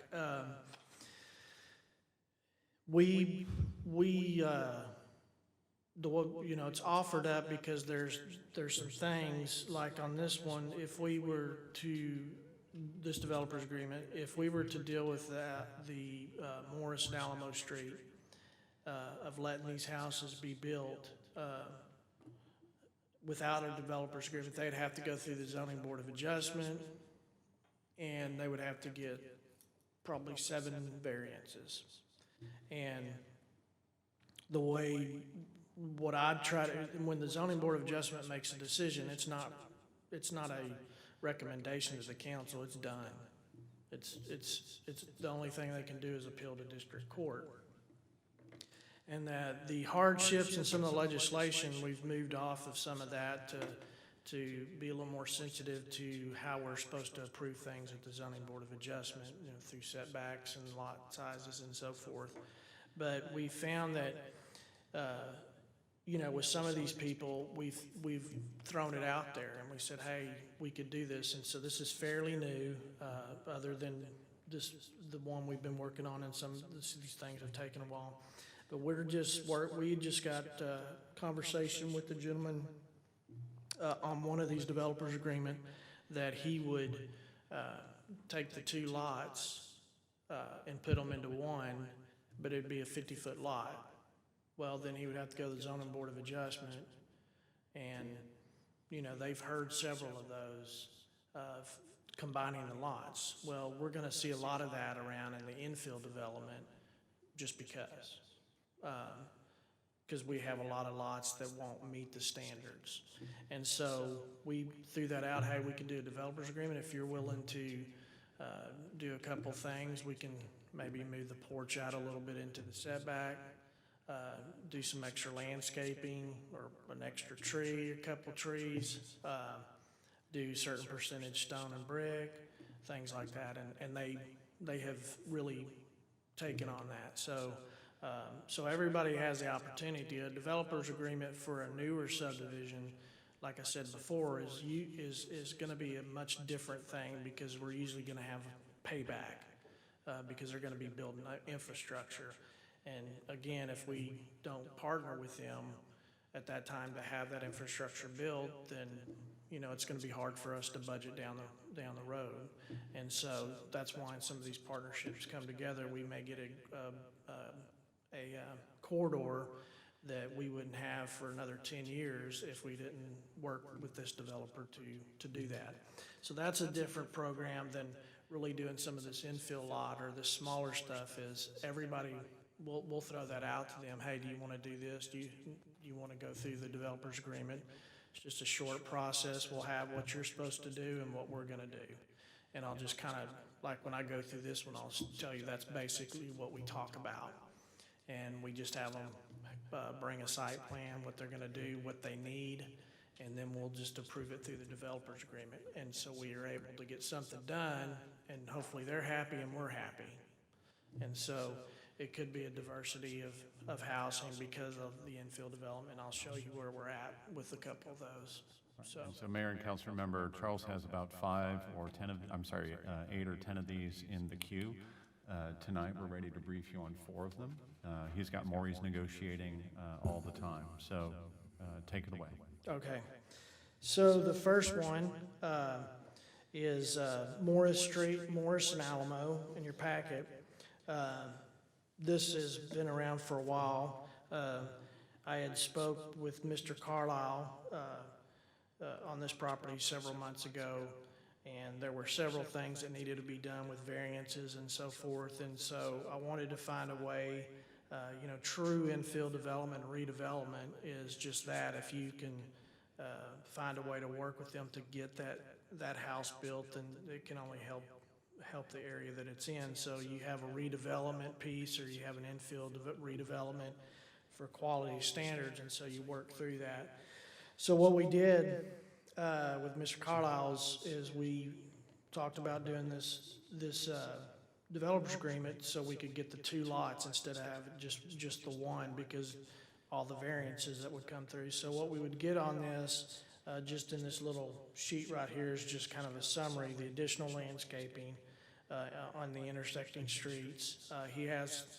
There are a couple trees like pecans and stuff that he is going to keep, and so we'll work through that process. Certain setback placements are addressed in the developer's agreement with the base zoning of single-family SF 7.5, such as the setbacks and the porches. And then we also have a standard in there, the masonry standards, the 90% that we're working through in this. The corner lot will have a side entry garage and additional landscaping. And then we just talked about the building permits will be issued after application requirements of the developer's agreements are met, and that means you sign off these developer's agreements. So if you look over the next page, you'll see a little setup rendering of how we have these lots. He has these lots set up. You have one corner on Morris Street, and then you have one, or fronting on Morris, and then you have the one fronting on Alamo. We've got some good detail here. He shows on the landscaping and what it'll do, what he'll do with it.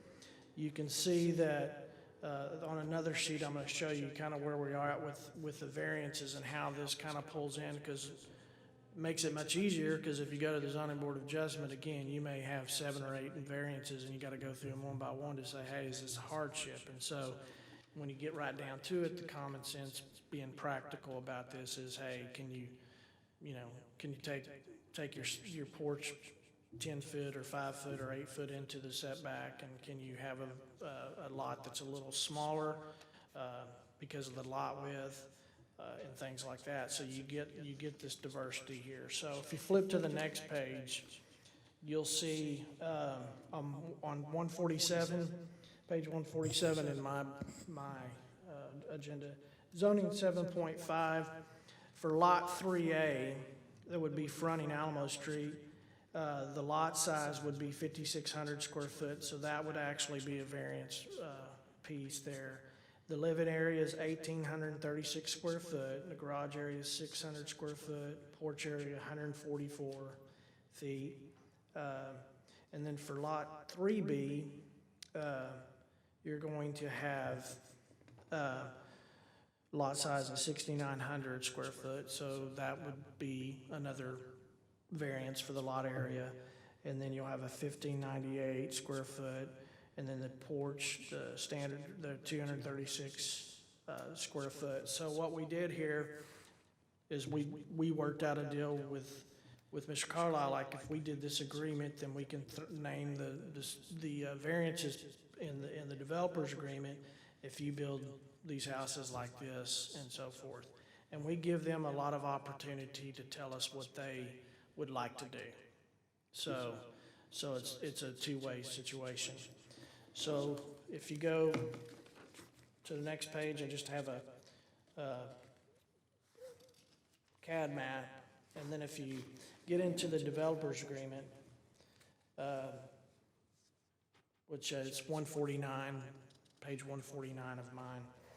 The whereases, there's not a lot of stuff that you need to be concerned with the whereases, because that's just attorney stuff that we're just using this as a template for the whereas for basically neighborhood and redevelopment of lots for urban renewal. And then you go over to the next page, and you'll see what happens here for companies shall do 90% high quality brick or stone, accepting limited architectural elements, and restricting the second floor to 25% high quality brick. So that's one part that they're responsible for in this agreement. And then it just goes through another part of the elements of the infrastructure, which is all there, but we just put it in there because it's a developer's agreement. Then we go down to the actual we get past the company obligations, and we look and we see that on F, and this is on my page 151, it says a company must have a final plat the property into 2 lots, 3A and 3B, through the normal platting process. The city will allow variance for lot 3B to be 69 feet wide and 100 feet deep. City will allow variance for lot 3A to be 56 feet wide and 100 feet deep. And then it talks about platting them into lot 3A and 3B. Then it talks about the parties agree the city will allow a setback on the side yard of 7 feet on lot 3A and 3B. Will allow a rear yard setback of 17 feet from the property line on 3B, 3A, and allow the porch to extend 8 foot into the front setback. So that's the big piece of what we're trading off to allow them, so that there's not a necessary requirement for them to go to the zoning board of adjustment and get some of these variances. When if they were denied, then it kills the project. They could build one house, but they wouldn't have the 2 lots. And so for us, we're just getting some of those quality standards for the upgraded landscaping, which most people like anyway, and then the masonry on the house, because as I said earlier, we do have an exterior ordinance, but there is legislation that somewhat ties our hands, and we can do this through developers agreements to get these exchanges, and so it's a true partnership. And so, excuse me, basically, that's it for this agreement. So what would happen is if the council agreed to this, you would just, I think it's next week's agenda, I'll have them back on there, and you would vote on them, and then they can get building on those, and platting the property. So that's what that one's all about. Thank you. Charles, again, this is about redevelopment on the infill. I think it's a good project. Anybody have any comments or questions on the Moore Street project? All right, thank you. Next item on the agenda is discuss infill development agreement 2022B. Okay. Again, Charles? Yes, sir. This is on Davidson Street. We've had a tract of land that we've had vacant for years, and we've had some really difficult flooding issues in the area.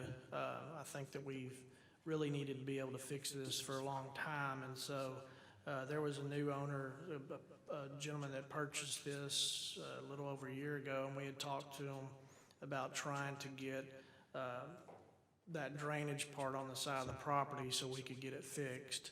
And through that process, we thought we could have some exchange. He had an idea of turning it into a few lots, and we said, okay, well, let us do this. We'll participate in doing this if you'll allow us to. You'll turn over the drainage, and we can make sure we get it fixed, and we can spend some money on doing that. And through this discussion, basically, it came out to this. If you see here the summary I have, this is a brick and stone facade of 100% with 5% architectural accents. The overdue drainage problem is mixed in, but it will be fixed this time. We'll have a water line easement coming through the property. Our part will be plat assistance for the property. There'll be landscape additions, and there'll be a complete extension of Davidson Street. And it'll just remain a local residential street, because we did have that property going through that area, Davidson Street, cutting through there. So we'll just allow it to just stop and cul-de-sac there.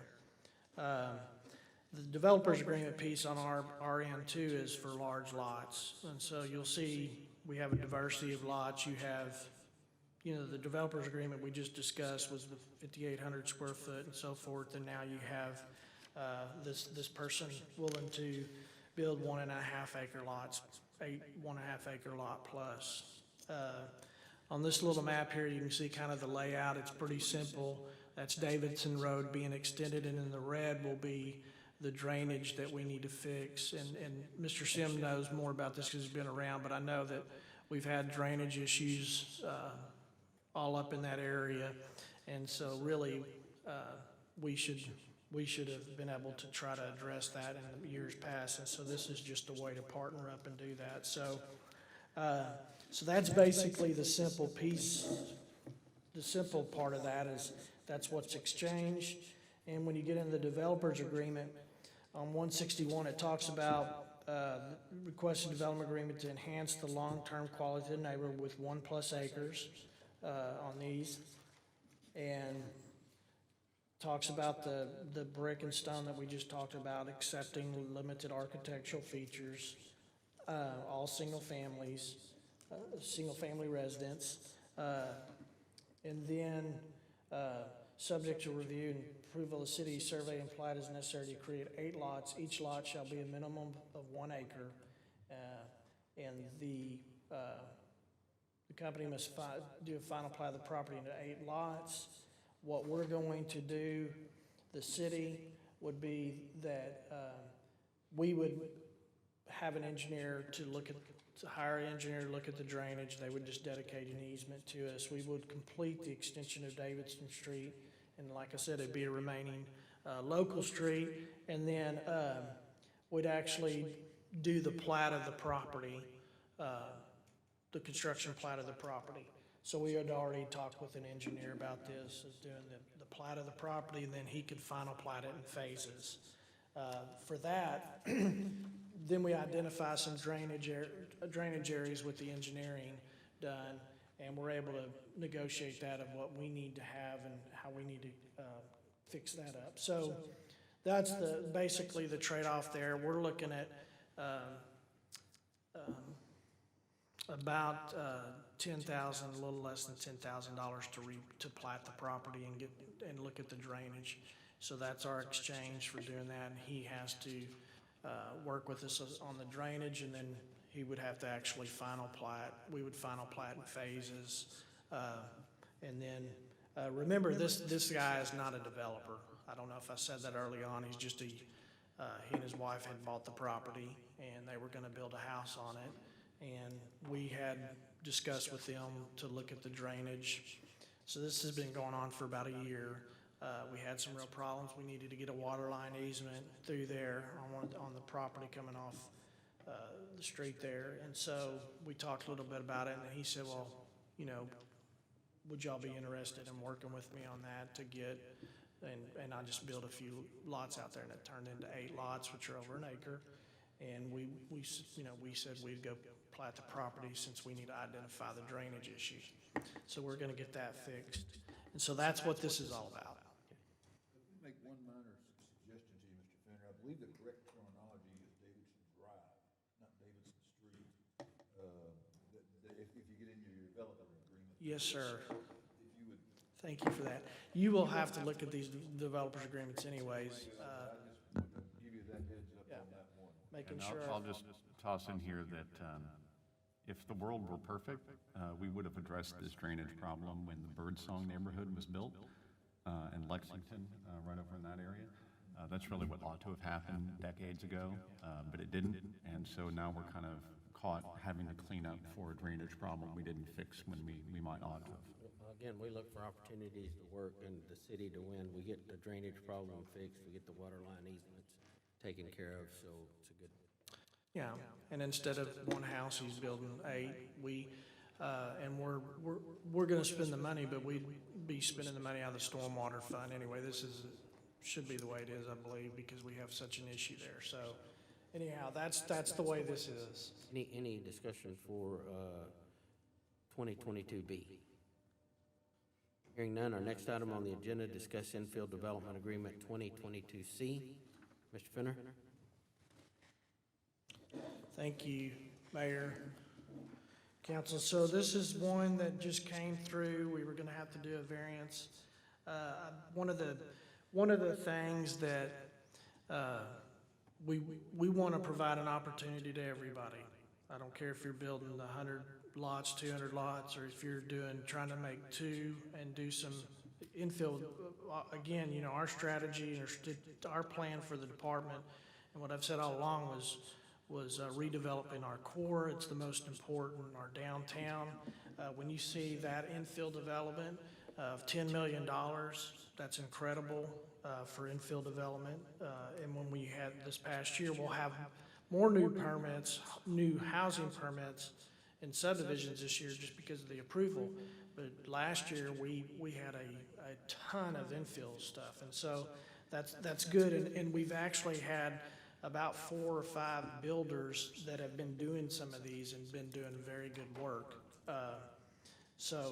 Anyhow, this gentleman came through. This is the one I was telling you about that, you know, it was a single-family 6 zoning, SF6, and the real big thing here is he would have to go sit in front of the zoning board of adjustment and get a variance.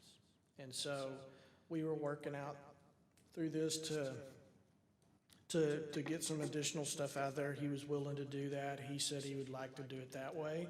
And so basically, you get 100% quality. He's gonna build stone and brick, and he'll have a front porch extension. We'll let him go into the setback. We think anybody willing to do that and come out, it gets a little closer. It creates a different feel.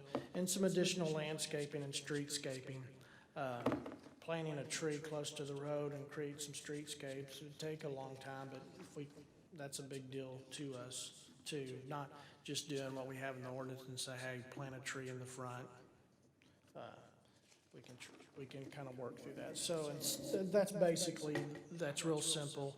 We don't have a really great site plan, but this is what the house is. It's a 50-foot lot. It's by 138. That's at it. I think that's about 6,900 square feet. So his part is the brick and stone, 100%. We're going to allow the porch to extend halfway in front into the set 3 feet, up to 3 feet into the setback, and he'll build minimum standards or at least exceed them, at least the minimum standards or exceed them in the zoning district. And again, it says here, allow the construction of no more than one total house. It's on page 176 of the actual agreement, I'm sorry. We'll allow variance for the lot to be 50 feet wide and 138 feet deep. That's the main thing for that lot, real simple. And he's ready to go. I think he called Elmira and said he would be here in the morning to pick up the permit if we could do this. So anyhow, you'll see that next week to approve. Mr. Fenner? Yes, ma'am. I noticed in this neighborhood, much like many of our neighborhoods, sort of older neighborhoods that would typically have the abandoned alley in the back. Wonder if with this developers agreement, if there's an opportunity where he may take on the alley and maintain the alley versus it being abandoned and become maybe a nuisance for either the future homeowner, potential future homeowner, and the one that faces the rear end. And I would only assume that there's not any maintenance by either owner of this area, and I would love to see maintenance of all the abandoned alleyways, but it's just something that doesn't happen as regularly as we would like it to happen. Yeah, great comment, and so do we. There's very little use for these alleyways in a lot of these areas around town, and so if we don't have anything there, we actually, and I don't think you would remember, but we'll actually have them plat half of the right-of-way, half the alleyway. So it basically is, by approving the plat, it's just relinquished, that alleyway is relinquished, or at least half. The problem is, unless if we abandon these alleyways by ordinance, the city council abandons them all totally from one end to the next. Each time we replat something, we only get that half portion there into that lot. And so, little by little, we're able to do that and include it in their plat. And we basically, like I said, it just relinquishes that alleyway. So that is a good reminder that I do recall when we've done this before, now that you mention it, that if this were to be approved, or once it's replatted, half of the alleyway will become their responsibility, and if the same was done on the other side, it would become the other homeowner's responsibility, and neither homeowner would say, well, I wasn't given the opportunity to buy out the entire alleyway, or half of the alleyway specifically. yes, and the law is, we could abandon the alleyway by ordinance, and then the laws that we require, we have to split it down the middle. So it would be the owner gets this owner gets the portion of that alleyway, and this owner gets the portion of that alleyway. So if we did it, we've done several by ordinance here. I'm also researching one now because we did one 20 years ago and actually gave all of it to one property owner. So now I have a property owner that's wanting to do some stuff, and that, they don't own that property. So it should have been split between them. So long story is, every time we do the replat, which he will have to do, he'll just do a plat. If there is alley, that is not needed, that has some major, if it's drainage or anything like that, it'll be a different story, but we'll just plat it with that section, half of that lot. I wouldn't be opposed to, as the councilwoman brought up, the maintenance of those alleyways. If there's no benefit to the city for keeping those, maybe we should look at abandoning those at some point. I think it's a great project. We hear about it all the time.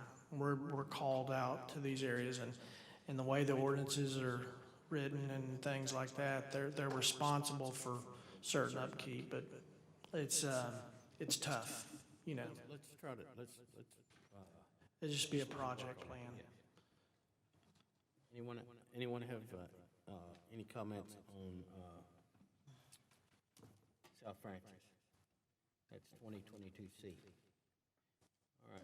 I guess so we were talking about drainage earlier, and there's going to be a sidewalk that would be added to this potential project.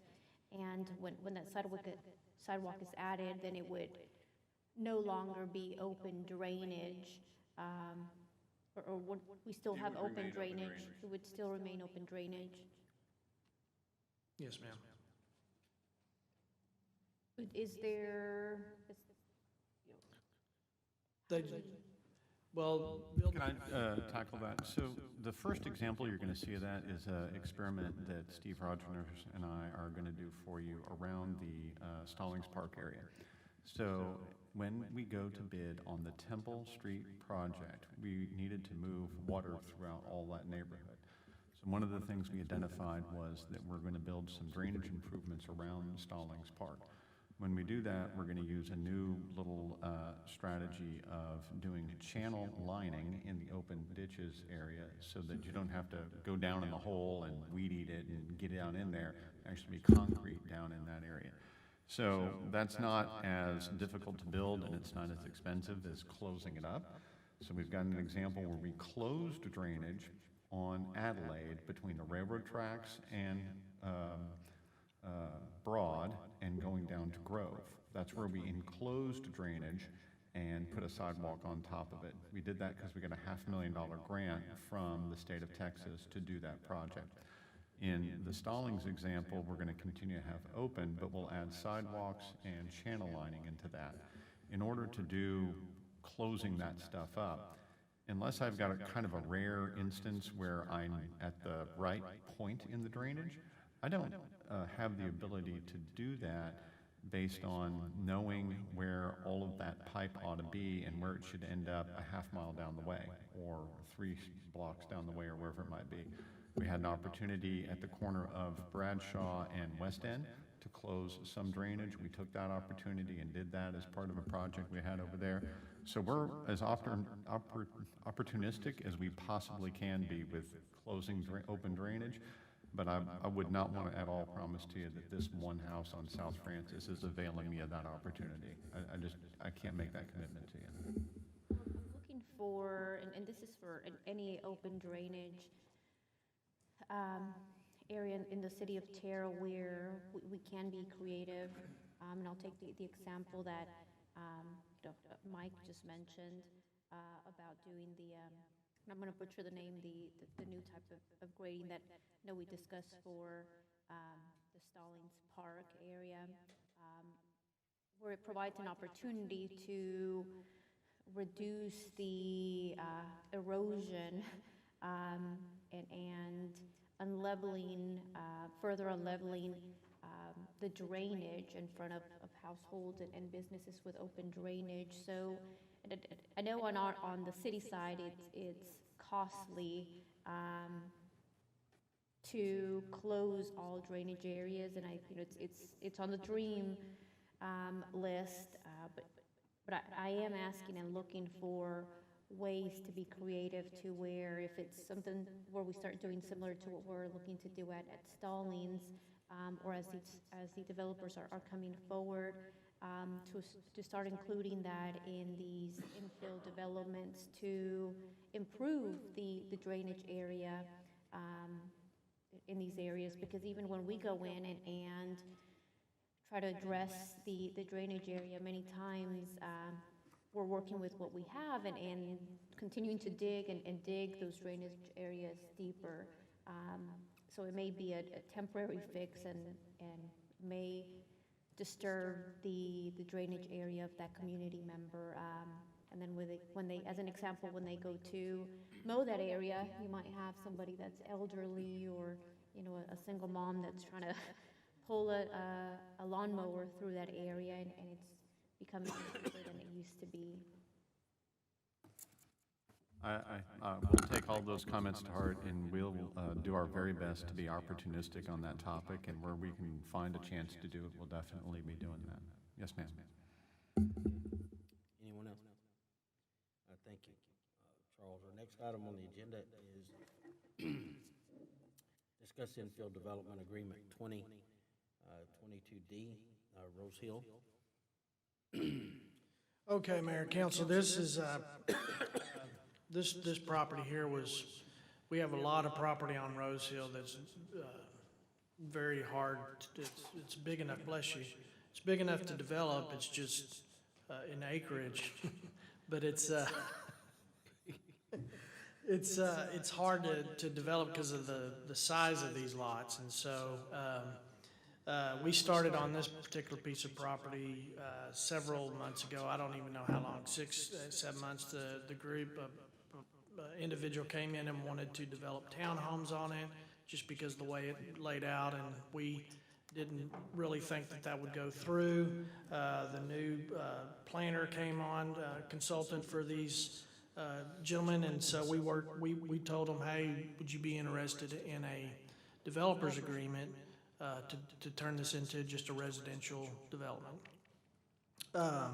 The other thing is we've approved the preserve at Rose Hill, just south of here, and so we could have a connection through this subdivision. So this was, so basically what you're getting here is the upgrades. We had placed in there 85%, the stone and brick, the streetscape for the entire development. Additional landscaping and streetscape. This property just was rezoned to the SF6. And we'll have some lot size adjustments to incorporate the landscaping and so forth. There's going to be, the way the property is and the way it's set up as a rectangle, some of the setbacks on the corners and things like that we'll have to work through with them. But at the same time, they will be exceeding some of the lot widths and some things like that. So it's just going to be a site plan process that we would work through with them. The main thing that we are going to have with them in the agreement, like I said, for our part would be the 85% stone and brick and stone on the top, bottom, and then the 75% on a two-story. The streetscape, as we have tried to do in all the new subdivisions we're doing. And then we'll leave a space, which is their cul-de-sac on that plan that you had in front of you. That cul-de-sac will actually be open. It'll be a temporary, and it'll eventually, when we develop all that other stuff, we'll just connect it down into Windsor, that area, into the preserve. So we'll have a connection there. So the part we're working with on that will also allow the covered porch to extend 8 feet into the front yard setback. So there will be a with the small development that it is, it's not real small, but the small development it is, there'll be some working out with the lot sizes and things like that. But you know, we'll add that quality to it. We'll get the streetscape. We'll do what's probably have a diversity of lots. I'm speaking probably a little bit early on that, but we'll have that. We'll work out some setback issues, like I said, because they'll be on the corner. Some of those lots will require a certain amount of variance for their setbacks, and we'll do that through the process because, you know, 15-foot setback can be turned into a 13-foot so they can build a house. Hey, you know, we can do that. So that's where we're at with that. Like I said, again, this was presented to them, like Ms. Velasquez, Councilmember Velasquez, when when we were dealing first with the townhomes, we said, hey, maybe we could work out something here, and it turned into the subdivision that it is, and we're getting a connection, a future connection, and so, so everything I've presented to you this evening, we're definitely 100% on board with all of them, and we do have several in the queue working. It just takes time, and poor Mr. Carlisle has been very, very, very patient with me. He's probably cussing me right now, but he's been very patient because he was one of the first ones we started working through on this, and we thought, ZBA was our zoning board adjustment, which we have a really good one now. Can I just say, we've said ZBA a lot of times during this presentation or these series of presentations. Remember, the knock isn't that somehow ZBA is bad. No. The comment is that ZBA isn't the right forum for trading. ZBA is I have a hardship, I get a pass on one hardship issue. That's a bad state law for really sitting down and figuring out what could be good for the landowner and what can be good for the city. And that's why the development agreement process is the favorable way to go. It's not a knock on ZBA at all. There's always going to be a role for ZBA. I just want to throw that. I know Charles was about to say the same thing, but I just wanted to underline that point. They're great. They're a great group, and Mayor, they're seeing a lot of that. Yeah. I'm going to let the mayor keep the agenda rolling here. Well, we're good on that, so unless y'all have anything on that. Thank you, council. If y'all have any more comments on those development agreements, please reach out to Mr. Fenner. Our next item on the agenda is discuss updates to civil service ordinance. I know Ms. Holland has been waiting patiently to address the mayor and the council, and we certainly appreciate her time. Thank you very much, Mayor and Council. Yes. Happy New Year to you all. You have before you ordinance number 2820, which is the police and fire ordinance. This ordinance establishes the classified positions under fire and police. It also establishes the number of classified positions in each category. And as a bonus, that's not required under Local Government Code, Section 143.021 would be the base monthly salary, but we do establish that as a recruiting and marketing tool for candidates who would like to consider Terrell for their employment career. First, you executed sometime in July 2021 and approved you approved sometime in July 2021, and it was executed on September 1, 2021. The new the updated classifications for the fire department, fire marshal, battalion chief, captain, driver, engineer, and firefighter. With the number of classified positions, I will take a moment to say that the fire chief and I had a brief meeting today in which he has a proposal that he would like to bring forward that would only enhance his operations as forward-thinking. So if you would consider that at the next meeting, we will have those numbers for you and those recommendations from the fire chief. Okay. But for this ordinance, again, it establishes the positions that are currently under the fire chief's umbrella: fire marshal, battalion chief, captain, driver, engineer, firefighter. The number of positions, there is a battalion chief, the number is currently 3, captain 6, driver, engineer 6, firefighter 15. There is currently a classified officer who is serving as assignment for our fire marshal. But again, the fire chief would like to bring back a proposal on moving forward on how he could make his operations more efficient. Any questions on the firefighter section? Does anybody have any questions for Ms. Holland? Before I read the base monthly salaries for those positions. Again, the base monthly salaries for battalion chief, 7481.69, captain, 6455.28, driver, 5830.22, firefighter, 4484.98. And I will say that the firefighter is slash paramedic. Okay. Moving to police department. Again, you approved in end of September, early October, salary increases for each classification. It will be executed effective 1/1/2022. The classified position, captain, lieutenant, sergeant, patrol officer. There are currently 3 classified positions for captain, 7 lieutenants, 4 sergeants. There is an additional 2 officers in the patrol officer category of 28 that makes up the classified positions. The base salary, $69,4730 for captain, $6,006.58 lieutenant, $53,4678 sergeant, and $43,9127 for a certified patrol officer. Are there any questions? And so, Mayor and Council, those are the current numbers that are in the ordinance. Of course, the update is to get them to the new levels that were voted on recently. Correct. And then, just for clarification, one of the big commitments we had in this year's budget was to identify when we felt comfortable going from the 28 patrol officers to the 30 patrol officers.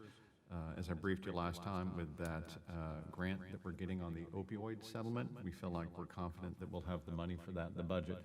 So this is our time where we'll do the house cleaning to clean that up and go from 28 to 30 in that chart. Right, and with the new, once we clean up this ordinance with the new base salary that goes into effect, that went into effect January 1, 2022. Okay. So we will see this again next Tuesday to actually, for voting, right? Yes, next Tuesday with the correct cleanup. Anybody have any comments, questions on civil service? Hey, Mayor, Yes.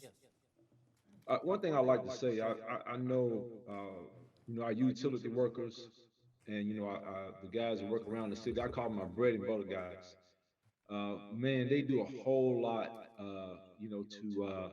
to keep the city of Terrell operating efficiently. They're out there doing the grunt work, digging the holes. And I know, they should be compensated better, I think. And I'm not saying it's something that should be, I don't know if I'm not saying it's in our budget, just go and just cut a check tonight, but what I'm saying is I think the council need to consider, our utility workers and the workers that we have out on our streets. I think they're often forgotten about, not intentionally, but I just want to bring it to the council, mayor and the council, to the table, and just have us to think about that moving forward. The work that they do during this winter, this bad winter storm we had last year, wow, those guys was in the thick of it, a lot of it. And I think we really should consider, how we need to, help them in the future, because they are really the bread and butter of our city. Thank you for those comments. Councilwoman? So, thank you, Carol. I want to make sure I understand correctly. Today is really a formality of what we previously, as a council, approved for fire and police department as far as, positions, for salaries. A formality to move forward with what we've already voted on. And in addition, what we have previously discussed regarding police officers, for moving from 28 police officers to 30 police officers, allow for 2 narcotic officers that, as Mike indicated, we feel confident in the grant opportunity that's coming forward will cover those 2 narcotic officers. Yes, ma'am. What I read to you was the unedited ordinance.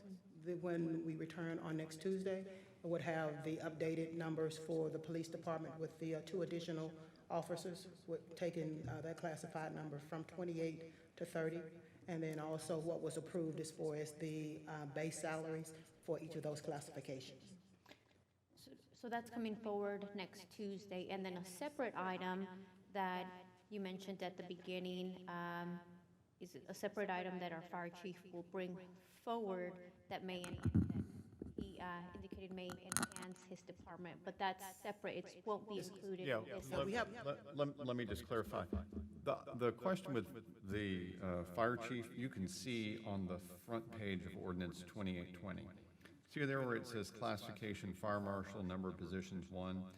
Well, in essence, the way that we really operate that is that we really have 4 people at the battalion chief level.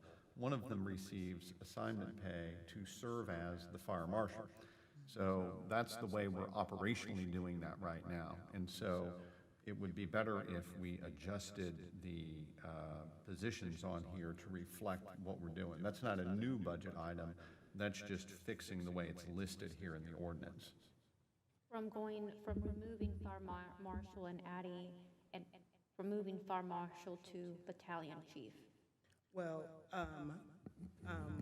next on the presentation, it will increase the battalion chief number, because that's 3 plus 1 to make that 4. And he's currently assigning one of those classified people to actually perform the task of a fire marshal.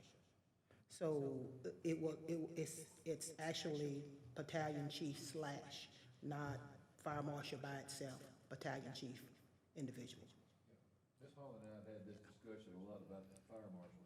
You have to understand, fire marshal is a very unique position. It's not like anything else in the fire or police department.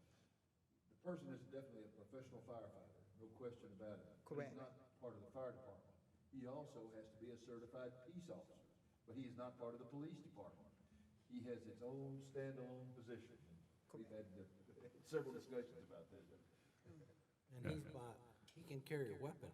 He is a certified peace officer. And he's good at it. And yes, He is a certified peace officer. I mean, that's just a requirement that there is actually a standalone as the city attorney presented. Yeah, so to get it back to Councilwoman Velasquez's question, my intent is your very next meeting, when you have opportunity to vote on this, we'll give you a new version of the civil service ordinance that has the cleanup, and we'll have the wording that Carol mentioned that I probably will now garble, which is to say, hey, we don't want to list it as classification fire marshal number of positions 1. We want to list it as classification battalion chief / fire marshal, and instead of having a 3, have a 4. And that will operationally be a better way for us to manage that topic. And so that's one change you'll see, and you'll have the dollar amounts be updated. And then on the next page, you'll see all the police department get updated, and it'll be, number 1, the thing we committed to you, that when we knew we had the money, we would increase from 28 to 30 patrol officers, and then all of those base monthly salaries will simply be updated to match what you've already voted on. And I understand the police officers side, because we've had recent conversations. The part I was trying to figure out was if I should expect at the next council meeting to have a request for an additional staff member or a raise in a base salary due to combining a role or. No, we're trying to stick on making updates that match things you've already voted on, making updates that match my budget letter that I gave you that said, hey, when we have the money, I'll tell you, and we'll update the ordinance. Okay. Yeah. Thank you, Carol. Thank you, Carol. Next item on the agenda is discuss monthly financial report, September 30, 2021. We're going to table. We're going to table that item. Is there a motion to table item 9.7? I move to table item 9.7. We have a motion from Mayor Ronnie Velasquez, Mayor Pro Tem District 3, to table. Is there a second? A second. I have a second from Grady Simpson, District 2. Is there any further discussion? Hearing none, all those in favor, let it be known by stating aye.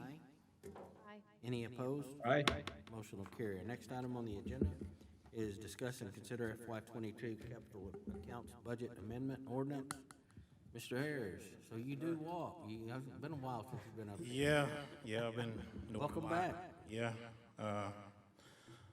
Mayor and council, I present the proposed 2894 ordinance for the first budget amendment of FY '22.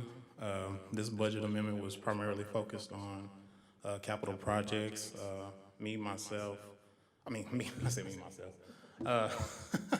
Mike Sims, Charles Fenner, and Glenn and I, we sat down and pretty much had a come to Jesus meeting on some projects that needed to be funded in this fiscal year. And I'll just go down the line on the proposed the budget amendment. In the capital improvement fund, you have the safe routes to school. We're funding that at $80,000, and you have the downtown revitalization, and just the safe routes to school is a sidewalk project. Jay? Uh-huh. I hate to interrupt at the beginning, but Okay. if I'm gonna have this question at the end. Can you tell us as you're going down the items, whether these are projects that have been expensed or started and are needing the money Okay. this fiscal year? Yes. The safe routes to school is pretty much finishing up from last year, and they needed additional funding to finish that project out. The downtown revitalization, same thing there. When I had my discussion with Glenn, the Woodlands, just lost my. Yeah, Woodlands drainage. That is something that needs to be funded for a drainage project with the Woodlands Development in the city of Terrell to get that done. At the end of FY '21, you all approved some COs and bonds for the water meter project, and we have a breakdown there of what the expenditures are to get that project done. You had that was CO 2021, and that was a combo bond that was there. We had 2021A that was also passed at the end of FY '21. That's primarily focused on street and drainage improvements. Have consultant fees and services that's going to be allocated to address the Temple Stallings drainage, as Mike Sims discussed earlier. You have the right-of-way and land acquisition for Stallings. You have the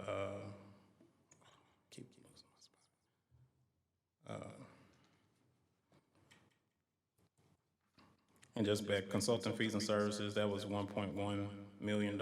You have the Temple Street drainage construction, which is $2 million. The Stallings right-of-way and land acquisition, that was $100,000.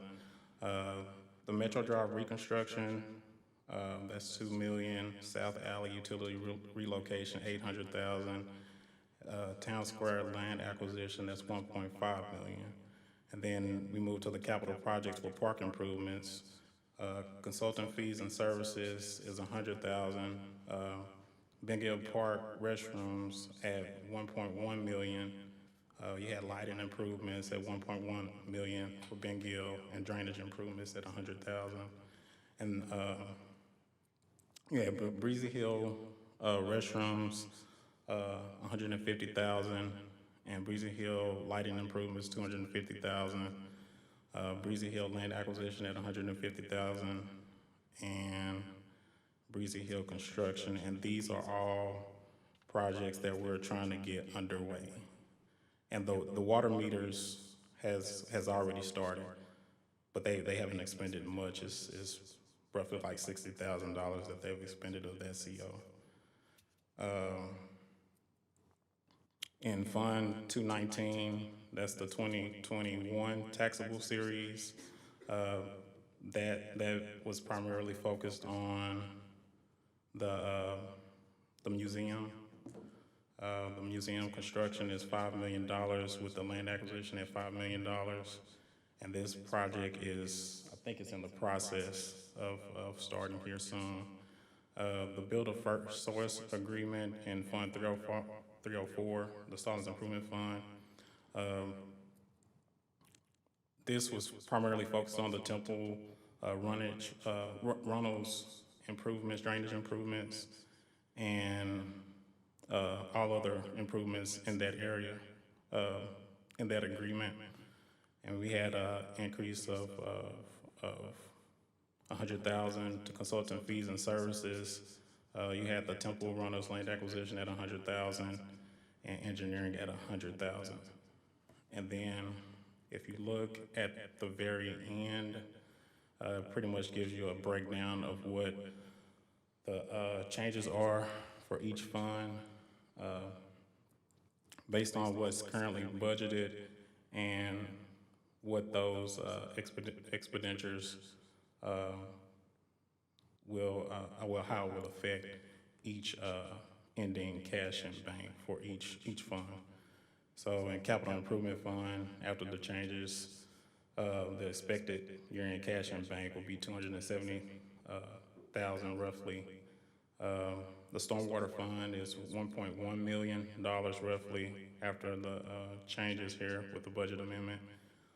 With the CO 2021 water meter project, the AMI project spearheaded by Mike McKeska, we expect it to end at $92,400 roughly at year end. Then you have the 2021A projects with expected $400,000 year end. And you have the 2021B taxable fund, which is a projected $1 million at year end, and then the Stallings fund is expected to have roughly $650,000 at year end. So Mayor and Council, what I'd say to kind of round all of this out is congratulate Jay Ayers. In the past, it's been our practice to not be very transparent with the public about how we do our capital spending. In essence, if you went back and you looked at our 2014 borrowing to build the police headquarters, it was voted on, and then we went and spent money, and we never set up a budget account for it by going through the city council. Same thing with what we did with the 2018 COs, where we did Griffith and Rose Hill. So my opinion, and I think really best management practice, and Jay is right on board with this, is go ahead and publish in your annual budget your spending in capital accounts. Don't just take it for granted that since council already voted on many, many, many of these things here, that we should just, go spend it. We should also publish it in our budget. And so this isn't really about making new policy decisions. A lot of this is money you've already approved, and I don't want to rehash Jay's presentation, but you can look at almost all of this and say, well, you already told us to go spend this money, but we didn't set up a capital account for it in our budget. So kudos to Jay for taking this on and saying, hey, we're not going to do this in the informal, old-fashioned way. We're going to do this in the transparent, upfront way where somebody can really, from the public, open up that book and look and say, okay, there's my line item right there. I think that'll be very healthy for us, and I think it's a great step. So I just want to thank Jay for putting the hard work into that. The idea of being able to track and have a year-end balance of what we can expect in those accounts, that's a good tool for the council to use. Again, just kind of giving us an idea and keeping us up to date on how the money's being spent, when it's being spent, and what we have left. Anybody have any comments, questions? I also, as we were going through the report, really like to see the projected year-end balances as well, so I appreciate that, and would ask that we continue to include a projected year-end balance. When I first saw before reading the complete item and just looking at the name of the item on the agenda, I thought we were going to be asked for to expend money in areas we hadn't approved. And I thought, well, I haven't received, it's been, I think, a couple of months, I feel like, since we last received a financial update. So that's to say that I'd love to be able to see a financial update sooner here than later. And if it had been a request for new funding, I would have been hesitant to move forward because we haven't received a financial update in some time. So I'm glad to see that we have, updates on some of the expenses that we've had recently and plan to spend on what we've already approved. Thank you. Thank you, Jackie. Anyone else? All right. This is an action item, so we need to vote on this item. Consider FY '22 capital accounts budget amendment. Is there a motion?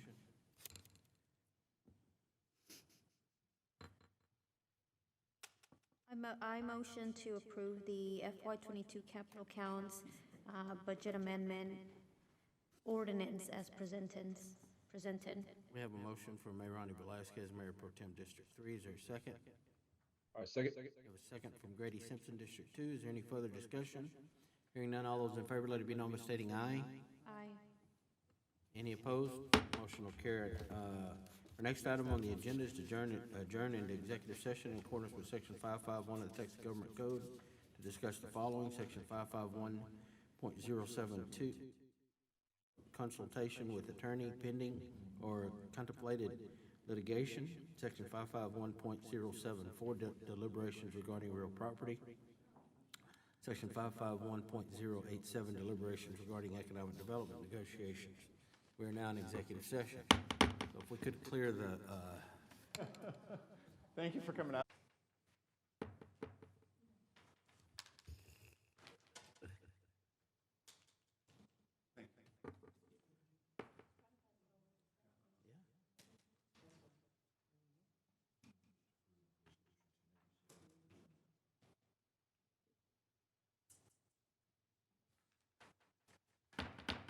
we are now coming out of an executive session to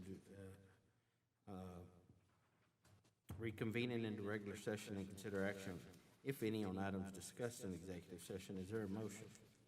Yes, Mayor and Council, I move to approve resolution number 1087 as presented. We have a motion from Stephanie Holmes Thomas, Deputy Mayor Pro Tem District 4. Is there a second? I have a second from Mayor Ronnie Velasquez, Mayor Pro Tem District 3. Is there any further discussion? Hearing none, all those in favor, let it be known by stating aye. Aye. Any opposed? Motion carries. We are adjourned. Thank you all. Have a good night, council. Good night. Night, Grady. Yes, sir. Regards to your mom. Good meeting you. Yeah, thank you. Good job, Councilwoman. Yes. So maybe that's your. Councilwoman, I have to